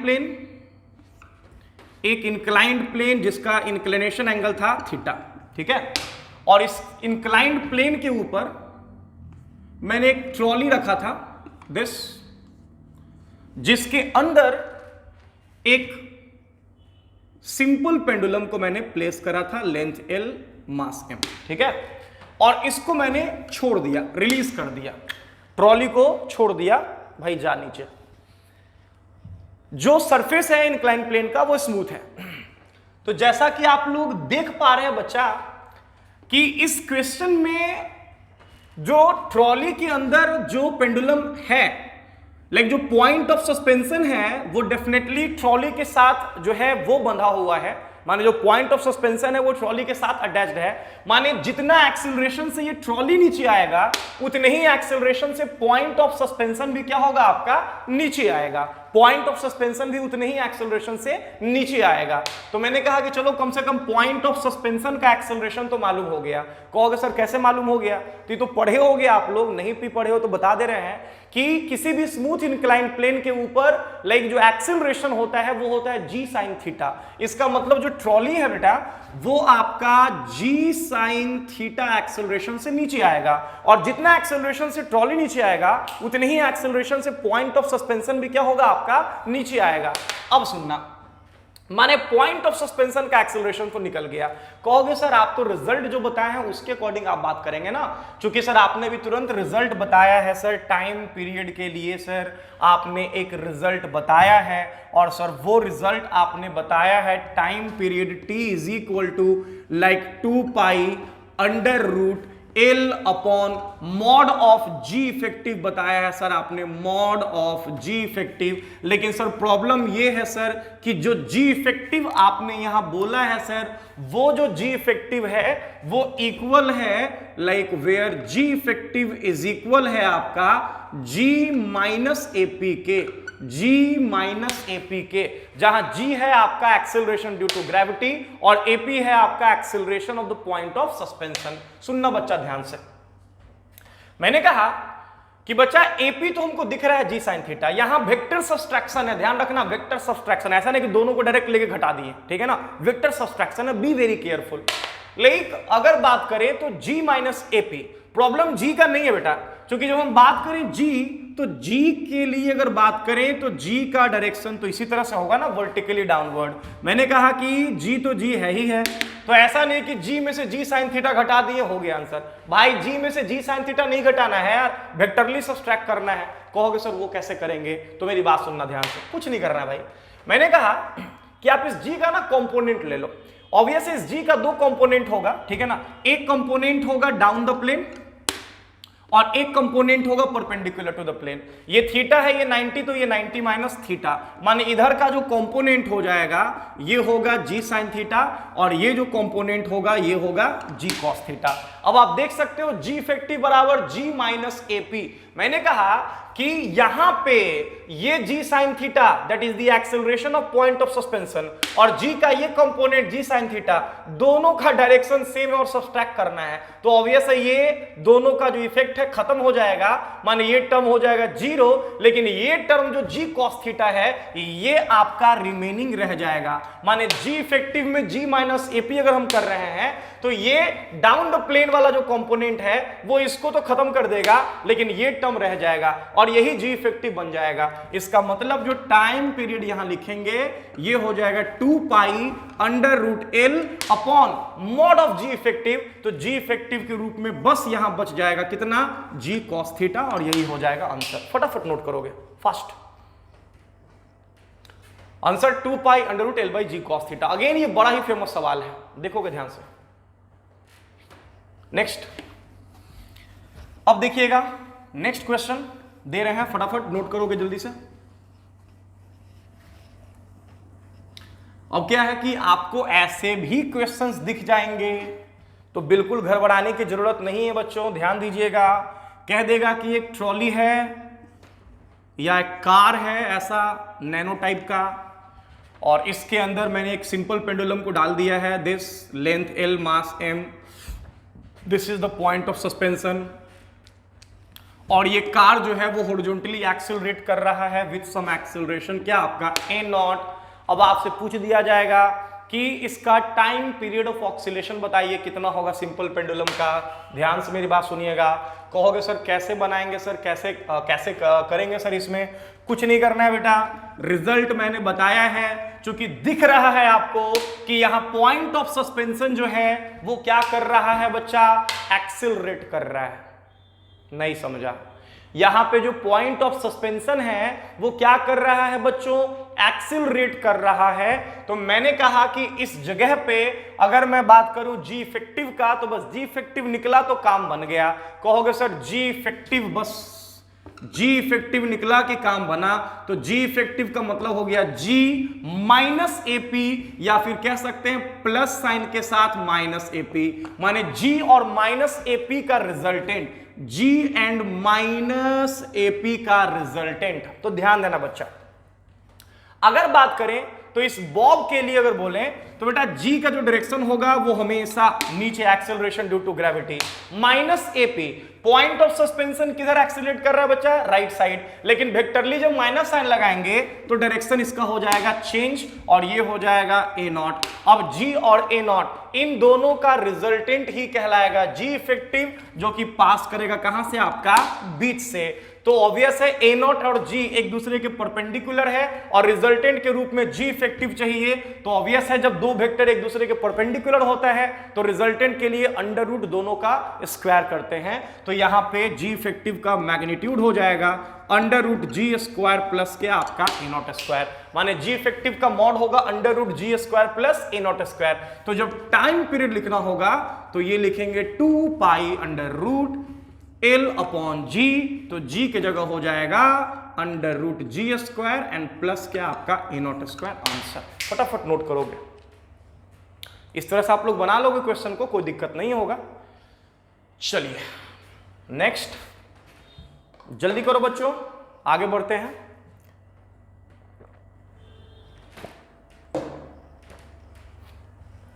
चलिए देखेंगे ध्यान से नेक्स्ट क्वेश्चन। अब सुनो, देखना बच्चा, अगेन एक बड़ा ही फेमस सवाल, ये तो खूब पूछा है क्वेश्चन, मतलब खूब पूछा है क्वेश्चन। देखना ध्यान से क्वेश्चन क्या है। कह रहे हैं कि एक फ्लूइड है कुछ ऐसा, this is the point of suspension, और यहां एक बॉब, यहां पे एक बॉब मास m, ठीक है ना, ध्यान देना। मैंने कहा कि जैसा कि आपको फिगर दिख रहा है, एक फ्लूइड के अंदर मैंने स्ट्रिंग की हेल्प से एक बॉब को जबरदस्ती बांधा हुआ है कहीं यहां पे, this is the point of suspension. Bob का डेंसिटी जो है वो दिया हुआ है सिग्मा, बॉब का डेंसिटी, जबकि जो लिक्विड है उसका डेंसिटी दिया हुआ है रो। ध्यान दें, बॉब का डेंसिटी सिग्मा और लिक्विड का डेंसिटी रो, जहां पे ये दिया हुआ है कि जो सिग्मा का जो वैल्यू है वो आपका है लेस देन रो। अब कितने लोग को दिमाग में आ रहा होगा कि सर जब सिग्मा का वैल्यू लेस देन रो है तो सर ये डूब कैसे गया सर, इसको तो सर ऊपर रहना चाहिए था सर, फ्लोटिंग करना चाहिए था, तो ये डूब कैसे गया सर, सिग्मा अगर लेस देन रो है। अगर बॉडी का डेंसिटी, बॉब का डेंसिटी लिक्विड के डेंसिटी से कम है तो सर ये डूब कैसे सकता है सर, तो भैया डूब सकता है ऐसे है कि इसको हम जबरदस्ती डुबोए हैं, ठीक है ना, किसी को जबरदस्ती डुबाना है, ठीक है ना, तो डुबोए हैं किसके हेल्प से, तो रस्सी के हेल्प से बांध दिए हैं कहीं यहां पे। हाँ, अब जैसे इस रस्सी को काटेंगे, कट, जैसी रस्सी को काटेंगे इससे टक, ये सीधा बॉब भाग जाएगा ऊपर, क्या कोई दिक्कत वहां रहेगा ही नहीं, सीधा ऊपर भाग जाएगा। अब इसी में क्वेश्चन है कि अगर इस बॉब को लाइक अपने इक्विलिब्रियम पोजीशन जो कि दिख रहा होगा से स्लाइटली डिस्प्लेस कराया जाए तो इसका ऑक्सीलेशन टाइम पीरियड बताना है, जो कि कुछ इस तरह से ऑक्सीलेट करेगा, कितना होगा, ऑक्सीलेशन टाइम पीरियड कितना होगा, ये है क्वेश्चन। बड़ा ही फेमस सवाल है ये भी एक टाइम का। कहोगे सर कैसे बनाएंगे ऐसे सवाल को, जरा बताइए, ध्यान देना बेटा। इससे पहले मैंने जो दो क्वेश्चन आपको बताया उस क्वेश्चन में पॉइंट ऑफ सस्पेंशन एक्सेलरेट कर रहा था। क्या कर रहा था, पॉइंट ऑफ सस्पेंशन एक्सेलरेट कर रहा था। डेफिनेटली यहां पे पॉइंट ऑफ सस्पेंशन तो एक्सेलरेट नहीं कर रहा है, बिकॉज पॉइंट ऑफ सस्पेंशन यहां पे क्या है आपका, फिक्स्ड है। एक्सेलरेट पॉइंट ऑफ सस्पेंशन नहीं कर रहा है, means you can't use that result. कहोगे सर तो क्या मतलब बनाएंगे इसको, हाँ बनाओगे तो अच्छा खासा टाइम भी लगेगा, नहीं बनाना। फिर मैं आपको एक टेक्निक बता रहा हूं, बस ध्यान देना। जब पॉइंट ऑफ सस्पेंशन एक्सेलरेट करेगा तो जी इफेक्टिव का मतलब हो गया जी माइनस एपी, जहां एपी क्या था बेटा, acceleration of point of suspension. But अगर सिंपल पेंडुलम के केस में उसके वेट के अलावा किसी दूसरे फोर्स के द्वारा अगर टॉर्क प्रोवाइड किया जा रहा है तो जो टाइम पीरियड हम लोग लिखते हैं, वेरी वेरी इंपॉर्टेंट, ध्यान देना। जब पॉइंट ऑफ सस्पेंशन एक्सेलरेट होगा तो 2 pi under root L upon g effective, जहां जी इफेक्टिव का वैल्यू होगा जी माइनस एपी, जहां एपी होगा acceleration of point of suspension. But मैंने कहा कि अगर पॉइंट ऑफ सस्पेंशन एक्सेलरेट नहीं कर रहा हो और उस बॉब के ऊपर लाइक वेट के अलावा किसी दूसरे फोर्स के द्वारा भी लाइक टॉर्क लग रहा हो, तो उस केस में जो टाइम पीरियड होगा वो आपका होगा t is equal to 2 pi under root L upon g effective. कहोगे सर फिर तो आप वही लिख दिए सर यहां पे, लेकिन सर यहां हम कैसे यूज करेंगे सर, जी इफेक्टिव तो जी माइनस एपी होता है और एपी तो यहां पे है ही नहीं sir, like point of suspension तो एक्सेलरेट कर ही नहीं रहा है, तो सर क्या करेंगे सर, तो इतना हड़बड़ाइए मत सर, बता रहे हैं, देखिएगा ध्यान से। जी इफेक्टिव को डिफाइन करेंगे यहां पे g, that is the acceleration due to gravity. यहां पे लिखते हैं प्लस, जी इफेक्टिव का मतलब जी वेक्टर जी प्लस, यहां लिखेंगे एफ एक्स्ट्रा अपॉन एम। अब कहोगे सर ये एफ एक्स्ट्रा क्या है सर, तो ये एफ एक्स्ट्रा है वेट के अलावा वो एक्स्ट्रा फोर्स जो टॉर्क देगा डिवाइडेड बाय एम, तो ये एम है बॉब का मास जिस पे वो फोर्स लग रहा है, जिसके अलावा टॉर्क मिलेगा। तो ध्यान रखना इस रिजल्ट को, जी इफेक्टिव बराबर g plus F extra divided by क्या आपका एम, यहां से आपको मिलेगा जी इफेक्टिव। फटाफट नोट करोगे जल्दी से, फास्ट देखोगे ध्यान से, गौर करना सब लोग, मिटाऊं? चलो ध्यान देना। अब यहां पे आप देख सकते हो बच्चा कि पॉइंट ऑफ सस्पेंशन तो बेटा एक्सेलरेट जो है कर नहीं रहा है, तो मैंने कहा कि इस केस में जो बॉब है किसी भी इंस्टेंट पे अगर कहीं यहां आता है तो आप देख सकते हैं बच्चों कि इस बॉब पे वेट के अलावा अगर कोई फोर्स लग रहा है जो कि टॉर्क देगा, तो आप कहोगे सर टेंशन तो नहीं हो सकता है, क्योंकि टेंशन तो हमेशा पॉइंट ऑफ सस्पेंशन से पास करेगा, तो सर टेंशन का तो टॉर्क ऑलवेज जीरो होगा, तो उसको तो हटा ही दीजिए सर। बाकी बचा वेट, तो वेट तो खैर कंसिडरेबल है ही, उसी के चलते तो टाइम पीरियड आता था 2π√L/g। प्रॉब्लम अब कहोगे सर एक फोर्स और हमको दिख रहा है सर, बोयंसी वाला फोर्स सर, ठीक है ना, बोयंसी फोर्स सर, अपथ्रस्ट सर, जो कि लाइक पुश करेगा ऊपर की तरफ, और जिसका वैल्यू होता है सर भी रो जी, जहां भी सर वॉल्यूम है उस ब्लॉक का सर, रो है सर डेंसिटी लिक्विड का जिसके अंदर डुबाया गया है सर, और जी है एक्सेलरेशन ड्यू टू क्या आपका ग्रेविटी। क्या कोई दिक्कत? अब सुनना बेटा, ये जो भी रो जी आपको दिख रहा है ना, यही वो एक्स्ट्रा फोर्स है जो वेट के अलावा लग रहा है, माने इसका डिवाइडेड बाय मास, और like mg that is g भी हम लोग बोल सकते हैं, लाइक का रिजल्टेंट। देख सकते हो इसके वजह से जो एक्सेलरेशन होगा ये ऊपर होगा, और g का डायरेक्शन किधर है बच्चा? नीचे। इसका मतलब समझ में आ रहा है बच्चा? जब दो वेक्टर ऑपोजिट डायरेक्शन में हो तो रिजल्टेंट निकालने के लिए क्या करते हैं? सब्सट्रैक्ट करते हैं, लाइक मैग्नीट्यूड्स को घटाते हैं, सब्सट्रैक्ट करते हैं। क्या कोई दिक्कत? अब देखना फटाफट यहां पे, लाइक यहां पे अगर टाइम पीरियड लिखना हो तो टाइम पीरियड बराबर, तो सबसे पहले तो जी इफेक्टिव निकाल लेते हैं। जी इफेक्टिव की जगह पे लिखेंगे, सब्सट्रैक्ट करेंगे बच्चा, तो जब सब्सट्रैक्ट करेंगे तो g effective is equal to mod मिलेगा ना, कोई दिक्कत नहीं, किसी से किसी को घटाओ कोई प्रॉब्लम नहीं है, तो ये आपका आ जाएगा, एकदम ध्यान से सुनना बच्चा, ये आ जाएगा भी रो g that is extra force divided by mass, F extra by m, ठीक है ना, और माइनस साइन के साथ लिखेंगे आपका g that is the acceleration due to क्या आपका ग्रेविटी। कहोगे सर इसके अलावा v की जगह v छोड़ दीजिए, लाइक रो की जगह रो छोड़ दीजिए, g की जगह g छोड़ दीजिए। m क्या है बच्चा? m है मास, बॉब का मास बराबर होता है वॉल्यूम इंटू डेंसिटी, तो ये हो जाएगा v इंटू क्या आपका सिग्मा। क्या कोई दिक्कत? माइनस आपका हो जाएगा g, ये v से v हो गया कैंसिल। इसका मतलब अगर g हम कॉमन लेके बाहर निकाल लें तो ये हो जाएगा रो अपॉन सिग्मा माइनस क्या आपका 1। ये है g इफेक्टिव का मॉड, g इफेक्टिव का मॉड आपको निकल गया g of rho upon sigma minus 1। तो कहोगे सर अब क्या रह गया? आप तो डायरेक्ट हम आंसर लिखेंगे सर, टाइम पीरियड का वैल्यू लिखेंगे सर, तो लिख दीजिए ना, दिक्कत क्या है? t बराबर 2π√L, तो L की जगह L अपॉन g इफेक्टिव निकल चुका है कितना? g multiplied by rho upon sigma और माइनस क्या आपका 1। नोट कर लेना, एक टाइम का बड़ा ही फेमस सवाल था ये, खूब पूछा गया है क्वेश्चन, नोट कर लोगे, वेरी वेरी इंपॉर्टेंट। बहुत दिन से ये क्वेश्चन नहीं आया है, हो सकता है कि इस साल ये क्वेश्चन पूछ दे, ठीक है ना, तो याद रखना इसको। 2π√रो अपॉन सिग्मा माइनस 1, ठीक है। चलिए नेक्स्ट बढ़ूं आगे, ध्यान दीजिएगा बच्चा, next number.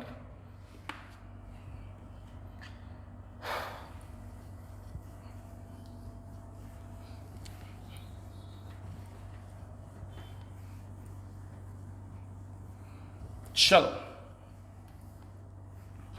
Next question, like ऐसा भी क्वेश्चन आपको दिख जाएगा, खूब दिखेगा कि एक बॉब है, this is the point of suspension, और ये इसका मास दिया हुआ है m। इस बार ना मास के साथ साथ इसके ऊपर कुछ चार्ज भी डाल देते हैं, चार्ज इसके ऊपर है प्लस q दिस, और ये बॉब जो है वो अपना इक्विलिब्रियम पोजीशन पे है एज इट इज, ठीक है ना, this is the point of suspension. कह रहे हैं कि अभी अगर ये पेंडुलम ऑक्सिलेट करेगा इसी चार्ज के साथ, इसी मास के साथ, तो टाइम पीरियड के लिए फॉर्मूला यूज करेंगे 2π√L अपॉन क्या आपका g। गौर से मेरी बात सुनना, रेशियो पूछता है इसमें टाइम पीरियड का, ध्यान देना। इसमें हुआ ये है कि एक simple pendulum, this point of suspension, mass आपका m, चार्ज आपका प्लस q, और ये पेंडुलम जो है वो आपका ऑक्सीलेट कर रहा है with a time period of t0 time period के साथ ये पेंडुलम ऑक्सीलेट कर रहा है। ठीक है, ये दिया हुआ है क्वेश्चन में। एक दूसरा फिगर बनाया गया है जिसमें अगर बात करें तो आपका पेंडुलम तो वही है, सब कुछ वही है, मास वही है, चार्ज वही है, बस यहां पे ना एक यूनिफॉर्म इलेक्ट्रिक फील्ड सप्लाई कर दिया है कुछ इस तरह से, दिस E0। और अब जो ऑक्सीलेशन टाइम पीरियड है इसका, ये बोल रहा है आपका t हो गया।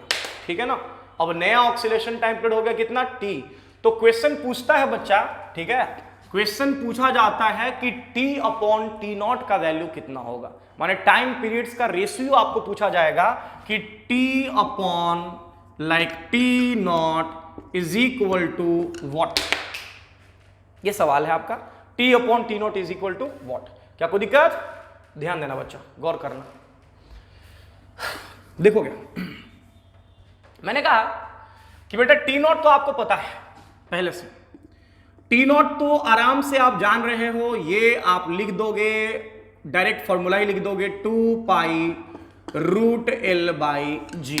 ठीक है, प्रॉब्लम यहां होगा, यहां पे आप लिखोगे 2π√L/g, नहीं लिखेंगे, लिखेंगे g इफेक्टिव का मॉड। आप कहोगे सर g इफेक्टिव, तो चूंकि पॉइंट ऑफ सस्पेंशन एक्सेलरेट नहीं हो रहा है, बी वेरी केयरफुल, तो यहां पे g इफेक्टिव के जगह क्या लिखेंगे बच्चा, g plus f extra by m। तो बच्चा अगर बात करें g का, तो g तो हमेशा लगेगा नीचे, f एक्स्ट्रा, तो एक्स्ट्रा फोर्स के रूप में अगर बात करें तो इस बॉब के ऊपर लगेगा लाइक इलेक्ट्रोस्टैटिक फोर्स, जो कि एक टॉर्क देगा, तो फोर्स बाई मास, तब जाके हमको एक्सेलरेशन मिलेगा f एक्स्ट्रा बाई m। तो f एक्स्ट्रा हो जाएगा QE एंड डिवाइडेड बाई क्या आपका m। तो ये QE बाई m, ठीक है ना, ये वाला लाइक एक्सेलरेशन और g, इन दोनों का रिजल्टेंट चाहिए हमें, तो दोनों का रिजल्टेंट पास करेगा बीच से, और ये होगा √g² plus q² e² divided by क्या आपका m²।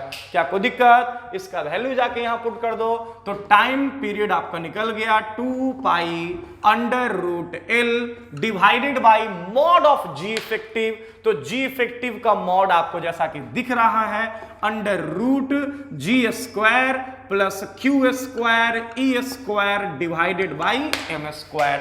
तो बेटा ये आपका निकल चुका है t, that is the time period second case में, और इनिशियल का आपको पता है, दोनों को डिवाइड दोगे आंसर आपके सामने होगा।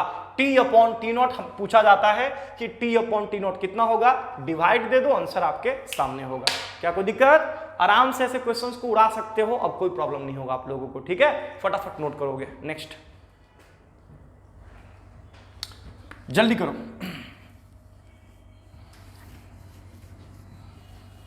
तो इस तरह से आप काम कर लेना।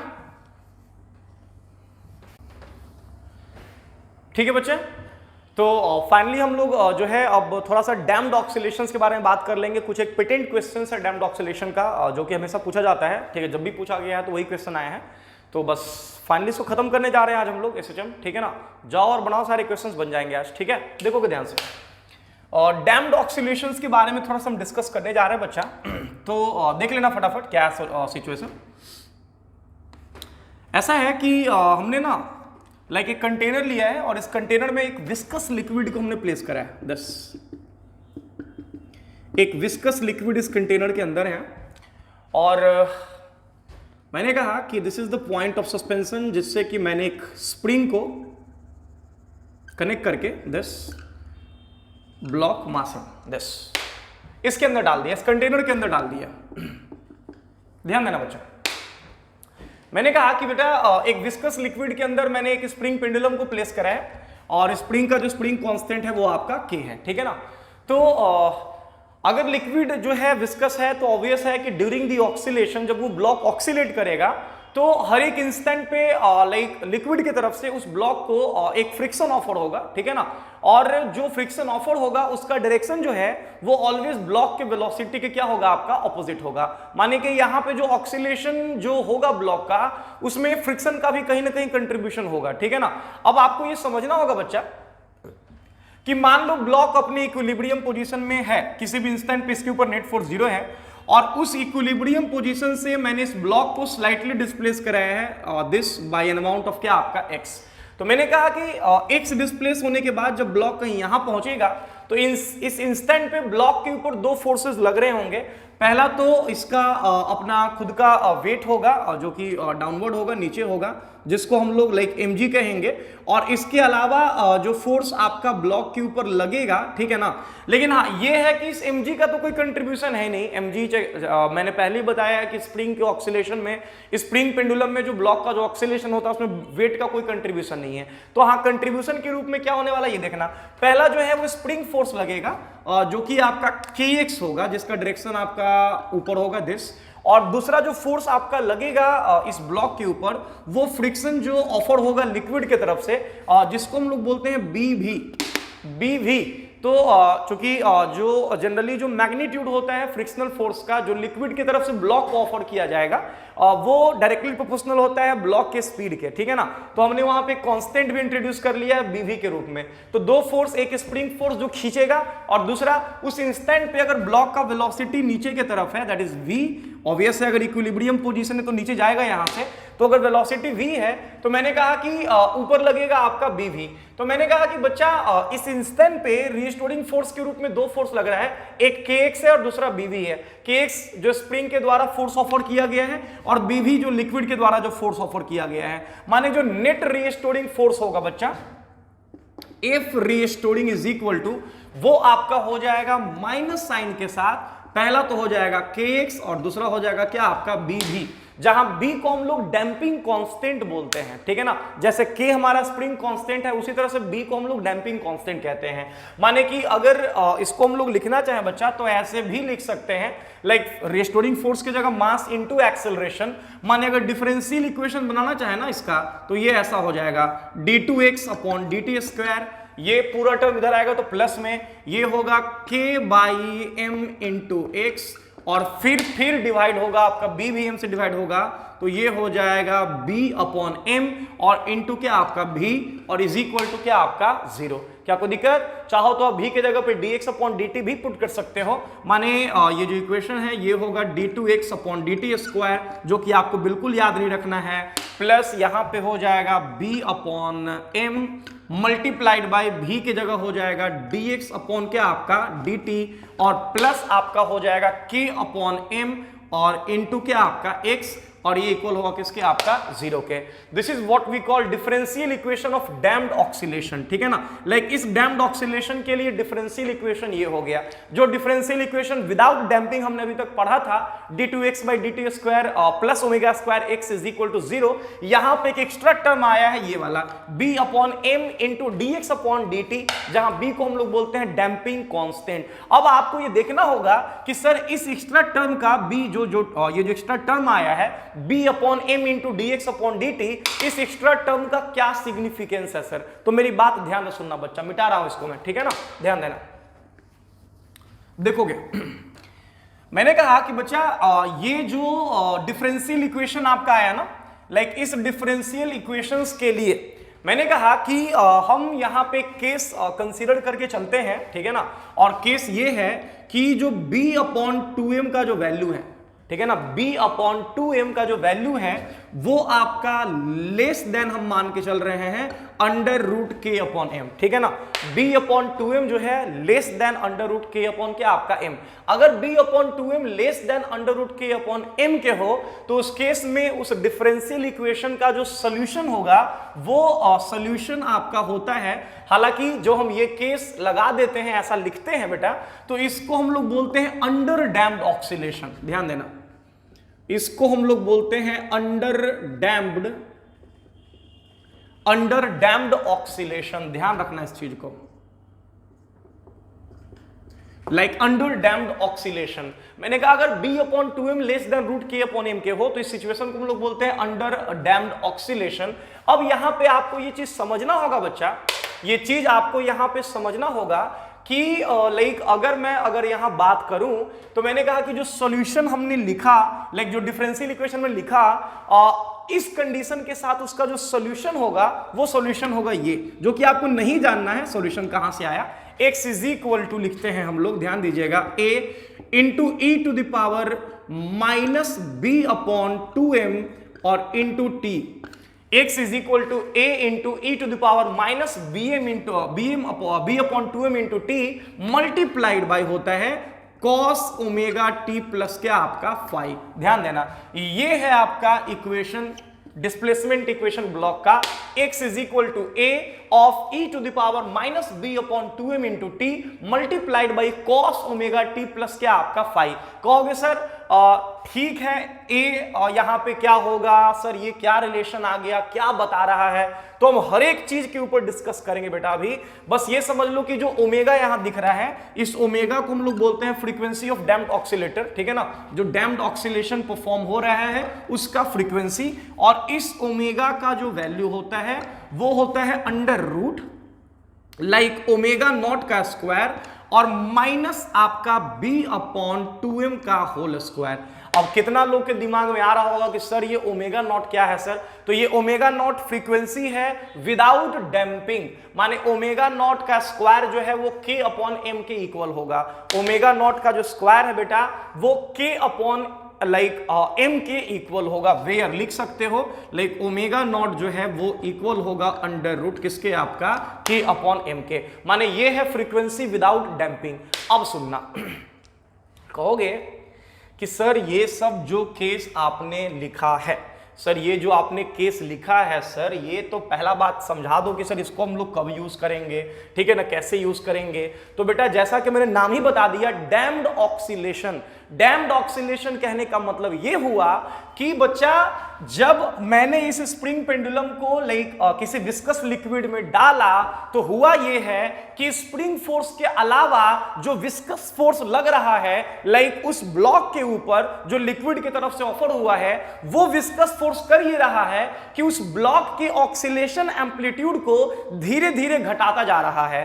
जैसा कि यहां आपको इस इक्वेशन से भी दिख रहा होगा, एक्सपोनेंशियली डिक्रीजिंग फंक्शन, वो क्या कर रहा है, उसके ऑक्सीलेशन एम्पलीट्यूड को धीरे धीरे घटाता जा रहा है। मतलब ये कि कुछ एम्पलीट्यूड के साथ उसने शुरू तो किया था, लेकिन धीरे धीरे उसका जो एम्पलीट्यूड ऑफ ऑक्सीलेशन है वो घटता जा रहा है, घटता जा रहा है, घटता जा रहा है, घटता जा रहा है। After a long time period finally जो है वो ब्लॉक ऑक्सीलेट करना बंद कर देगा। जबकि विदाउट डैम्पिंग नॉर्मल केस में ऐसा नहीं होता है। मैंने बताया है कि फ्री ऑक्सीलेशन इनफाइनाइट टाइम तक के लिए होता है, माने वहां इंडिफिनिट टाइम तक के लिए ब्लॉक जो है वो ऑक्सीलेट होता रहता है। लेकिन जब डैम्प्ड बोल देते हैं तो डैम्पिंग के केस में कुछ देर के बाद, कुछ टाइम के बाद जो ब्लॉक जो है वो ऑक्सीलेट करना बंद कर देता है। ऑक्सीलेट तो करेगा लेकिन यहां जो एम्पलीट्यूड है वो एम्पलीट्यूड कांस्टेंट नहीं होगा, एम्पलीट्यूड टाइम टू टाइम घटना शुरू कर देता है और वो भी एक्सपोनेंशियली घटता है। तो ध्यान रखना, ये जो सॉल्यूशन जो आया आपका उस डिफरेंशियल इक्वेशन का, x is equal to a into e to the power minus b upon 2m into t cos omega t plus 5। ध्यान रखना ये तब आया जो हम ये कंडीशन मान के चले हैं, और इस कंडीशन को हम बोले अंडर डैम्प्ड ऑक्सीलेशन, जहां पे ओमेगा का value under root omega naught square minus b upon 2m the whole square है, जहां पे ओमेगा नॉट का value under root k upon क्या है आपका m। फटाफट नोट करोगे इसको, जल्दी करोगे। अब देखना ये चीज आपको और भी समझ में आएगा बढ़िया से, ध्यान देना। अब इसमें है क्या बच्चा, देखोगे आप यहां पे ना मैं दो ग्राफ भी प्लॉट करने जा रहा हूं। दिस ये आपका है t और ये है x डिस्प्लेसमेंट ब्लॉक का, ये है आपका t और ये है डिस्प्लेसमेंट x ब्लॉक का, ठीक है ना। ध्यान देना बच्चा, मैंने कहा कि जो पहला केस है, पहले वाले केस में no doubt, without any doubt under damped case ही है। माने जो हमने कंसीडर करा था, जैसा कि मैंने आपको बताया था कि जो b/2m है वो लेस देन है ओमेगा नॉट के। ओमेगा नॉट कहने का मतलब रूट k/m, ठीक है ना, ध्यान देना। तो मैंने कहा कि ये हमारा केस है, बट यहां पे जो b है वो b जो है वो स्मॉल है, b इज स्मॉल पहले वाले केस में। दूसरे केस में क्या है बेटा कि अंडर डैम्प्ड केस ही है, माने b/2m less than omega naught है, बट जो b है that is the damping constant, वो आपका लार्ज है। डैम्पिंग कांस्टेंट जो है बेटा वो आपका लार्ज है, लिख सकते हैं यहां कि b इज लार्ज। अब सुनना ध्यान से, मैंने कहा कि ऑक्सीलेशन यहां भी होगा, ऑक्सीलेशन यहां भी होगा, दोनों केसेस में वो लाइक ऑक्सीलेट करेगा बट डिक्रीजिंग एम्पलीट्यूड के साथ, बिकॉज दोनों ही के लिए जो कॉमन इक्वेशन आया है डिस्प्लेसमेंट का वो आपका आया है x is equal to a multiplied by e⁻ -b/2m into t and multiplied by cos omega t plus क्या आपका फाई। तो ये इक्वेशन दोनों के लिए क्या है आपका कॉमन है। मैंने कहा कि अगर हम इस इक्वेशन के अकॉर्डिंग चलते हैं बच्चा, तो जो ग्राफ होगा x और t के बीच में डेफिनेटली cos का ग्राफ होगा, लेकिन बस प्रॉब्लम ये है कि ग्राफ शुरू तो यहां से होगा जो cos का ग्राफ है, लाइक a एम्पलीट्यूड के साथ स्टार्टिंग वाला, बट ये जो ग्राफ है बच्चा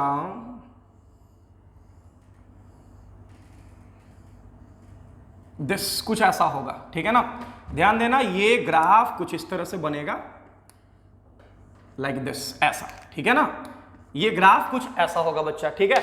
देख सकते हो कि जो एम्पलीट्यूड है वो बारी बारी से क्या हो रहा है आपका, घटता जा रहा है, घटता जा रहा है, घटता जा रहा है। पहले एम्पलीट्यूड ये a था, लेकिन बाद में जो एम्पलीट्यूड है अब ये a नहीं रह जाएगा, घट के a/3 या a/4 हो जाएगा, फिर ये a/8 हो जाएगा, फिर ऐसे तरह से एम्पलीट्यूड क्या होगा आपका घटता चला जाएगा। क्या कोई दिक्कत, माने सारे पॉइंट्स को अगर ऐसे मिला दिया जाए दिस, तो एक्चुअली में ये जो ग्राफ आपको दिख रहा है ना, ये एम्पलीट्यूड का वेरिएशन बता रहा है टाइम के साथ, कि टाइम के साथ जो ऑक्सीलेशन एम्पलीट्यूड है वो कैसे घट रहा है, और जिसके लिए रिलेशन है आपका a' बराबर a' is equal to a multiplied by e⁻ b/2m into क्या आपका t।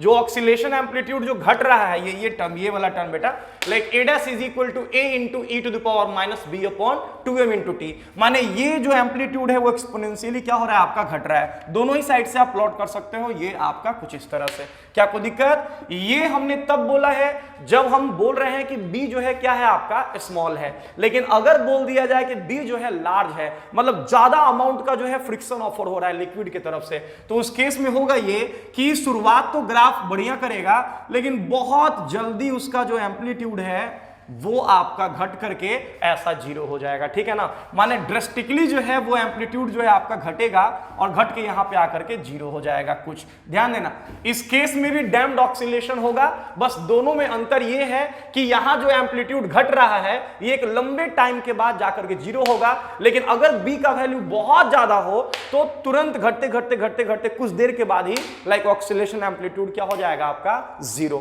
तो ध्यान रखना, दोनों ही डैम्प्ड ऑक्सीलेशन का केस है, ये वाला भी और ये वाला भी। बस ये है स्मॉल b के साथ, स्मॉल डैम्पिंग कांस्टेंट के साथ, और ये है लार्ज डैम्पिंग कांस्टेंट के साथ। ये ग्राफ याद रखना, वेरी वेरी इंपॉर्टेंट, ठीक है ना। और ग्राफ के साथ साथ याद रखना कि जो एम्पलीट्यूड का जो वेरिएशन होता है टाइम के साथ, आपको ये रिजल्ट कॉस वाला याद नहीं रखना है। एम्पलीट्यूड जो घटता है आपका डैम्प्ड ऑक्सीलेशन के केस में, that is a' is equal to a multiplied by e⁻ b/2m into क्या आपका t। लाइक एम्पलीट्यूड का जो वेरिएशन होता है टाइम के साथ एक्सपोनेंशियली डिक्रीज करता है, ये रिलेशन आपको याद रखना है, बिकॉज यहीं से एकदम पेटेंट क्वेश्चन है, यहीं से क्वेश्चन लाइक पूछता है जब भी डैम्पिंग से पूछता है। तो क्या कोई दिक्कत, फटाफट नोट करोगे, फास्ट जल्दी करो। चलिए नेक्स्ट,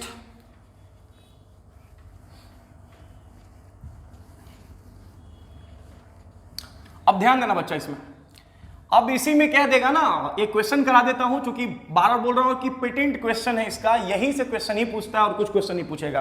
अब क्वेश्चन में कह देगा, ऐसा दे देगा कि एक डैम्प्ड ऑक्सीलेटर है, और उस डैम्प्ड ऑक्सीलेटर का जो एम्पलीट्यूड है, डैम्प्ड ऑक्सीलेटर के कॉरस्पॉन्डिंग जो एम्पलीट्यूड है वो आपका 4 सेकंड के बाद आधा हो जाता है। 4 सेकंड के बाद जो एम्पलीट्यूड है वो क्या हो जाता है आपका, आधा हो जाता है। क्वेश्चन कहीं नोट कर लेना।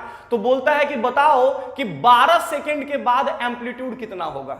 फिर से रिपीट कर रहे हैं कि एक डैम्ड ऑक्सीलेटर है, उसके कॉरस्पॉन्डिंग ऑक्सीलेशन हो रहा है। बोलेगा कि अगर 4 सेकंड के बाद एम्पलीट्यूड आधा हो जाता है इनिशियल एम्पलीट्यूड का, तो आपको बताना है कि आफ्टर 12 सेकंड एम्पलीट्यूड कितना होगा। ठीक है ना। तो मेरी बात ध्यान से सुनना, ऐसे क्वेश्चंस जो हैं बस इसी से बनने वाले हैं। a dash is equal to a यहां पे इनिशियल एम्पलीट्यूड है जिसके साथ ऑक्सीलेशन शुरू हुआ था, लेकिन ये रहेगा नहीं, ये एक्सपोनेंशियली घटेगा by the relation e to the power minus b upon 2m और इनटू क्या आपका t। अगर ये रिजल्ट बस आपको पता है तो क्वेश्चन एकदम बनना है, क्योंकि एकदम पेटेंट क्वेश्चन है, यहीं से पूछता ही पूछता है। तो सवाल क्या दिया ये सुनना, कहा है क्वेश्चन में कि 4 सेकंड के बाद एम्पलीट्यूड आधा हो गया, तो a डैश के जगह पे आप पुट कर दोगे कितना, a upon 2 is equal to a के जगह पे रहेगा e to the power minus b upon 2m और t के जगह यहां पे कितना हो जाएगा बेटा 4।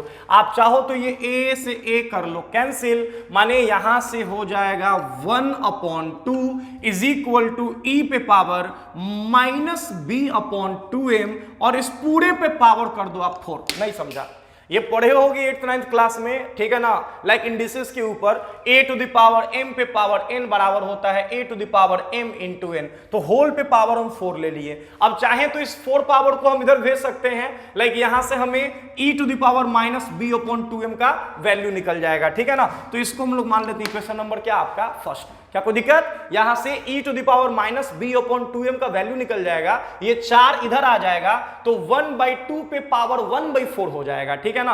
अब अगर आपसे कोई कह दे, इसी में क्वेश्चन था कि बताइए कि 12 सेकंड के बाद एम्पलीट्यूड कितना हो जाएगा, तो मान लेते हैं कि 12 सेकंड के बाद एम्पलीट्यूड हो जाएगा a डैश, तो a डैश बराबर लिखेंगे a डैश बराबर बोलो a, ये है initial amplitude multiplied by e to the power minus b upon 2m और इंटू t की जगह पे कितना हो जाएगा बच्चा 12। क्या कोई दिक्कत, अब सुनना मैंने कहा कि यहां कुछ नहीं करना है बेटा, लाइक a डैश ही निकालना है, तो a dash is equal to a, इसको ऐसे लिखते हैं e के power minus b upon 2m और इस पे पावर कर देते हैं क्या आपका 12। क्या कोई दिक्कत, फिर मल्टीप्लाई होकर के वही आ जाएगा।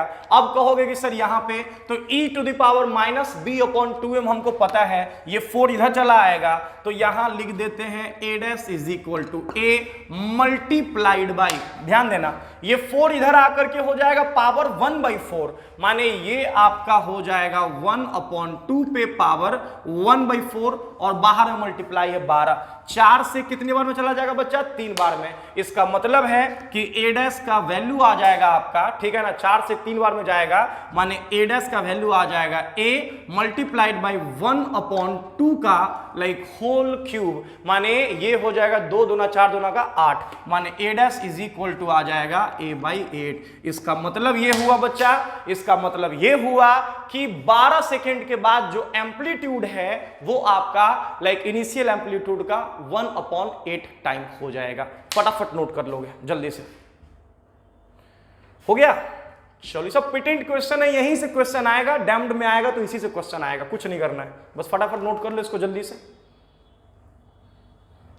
इसी से सवाल आएगा, इसी को डाटा कुछ और रहेगा, ठीक है ना, और कुछ नहीं, ठीक है।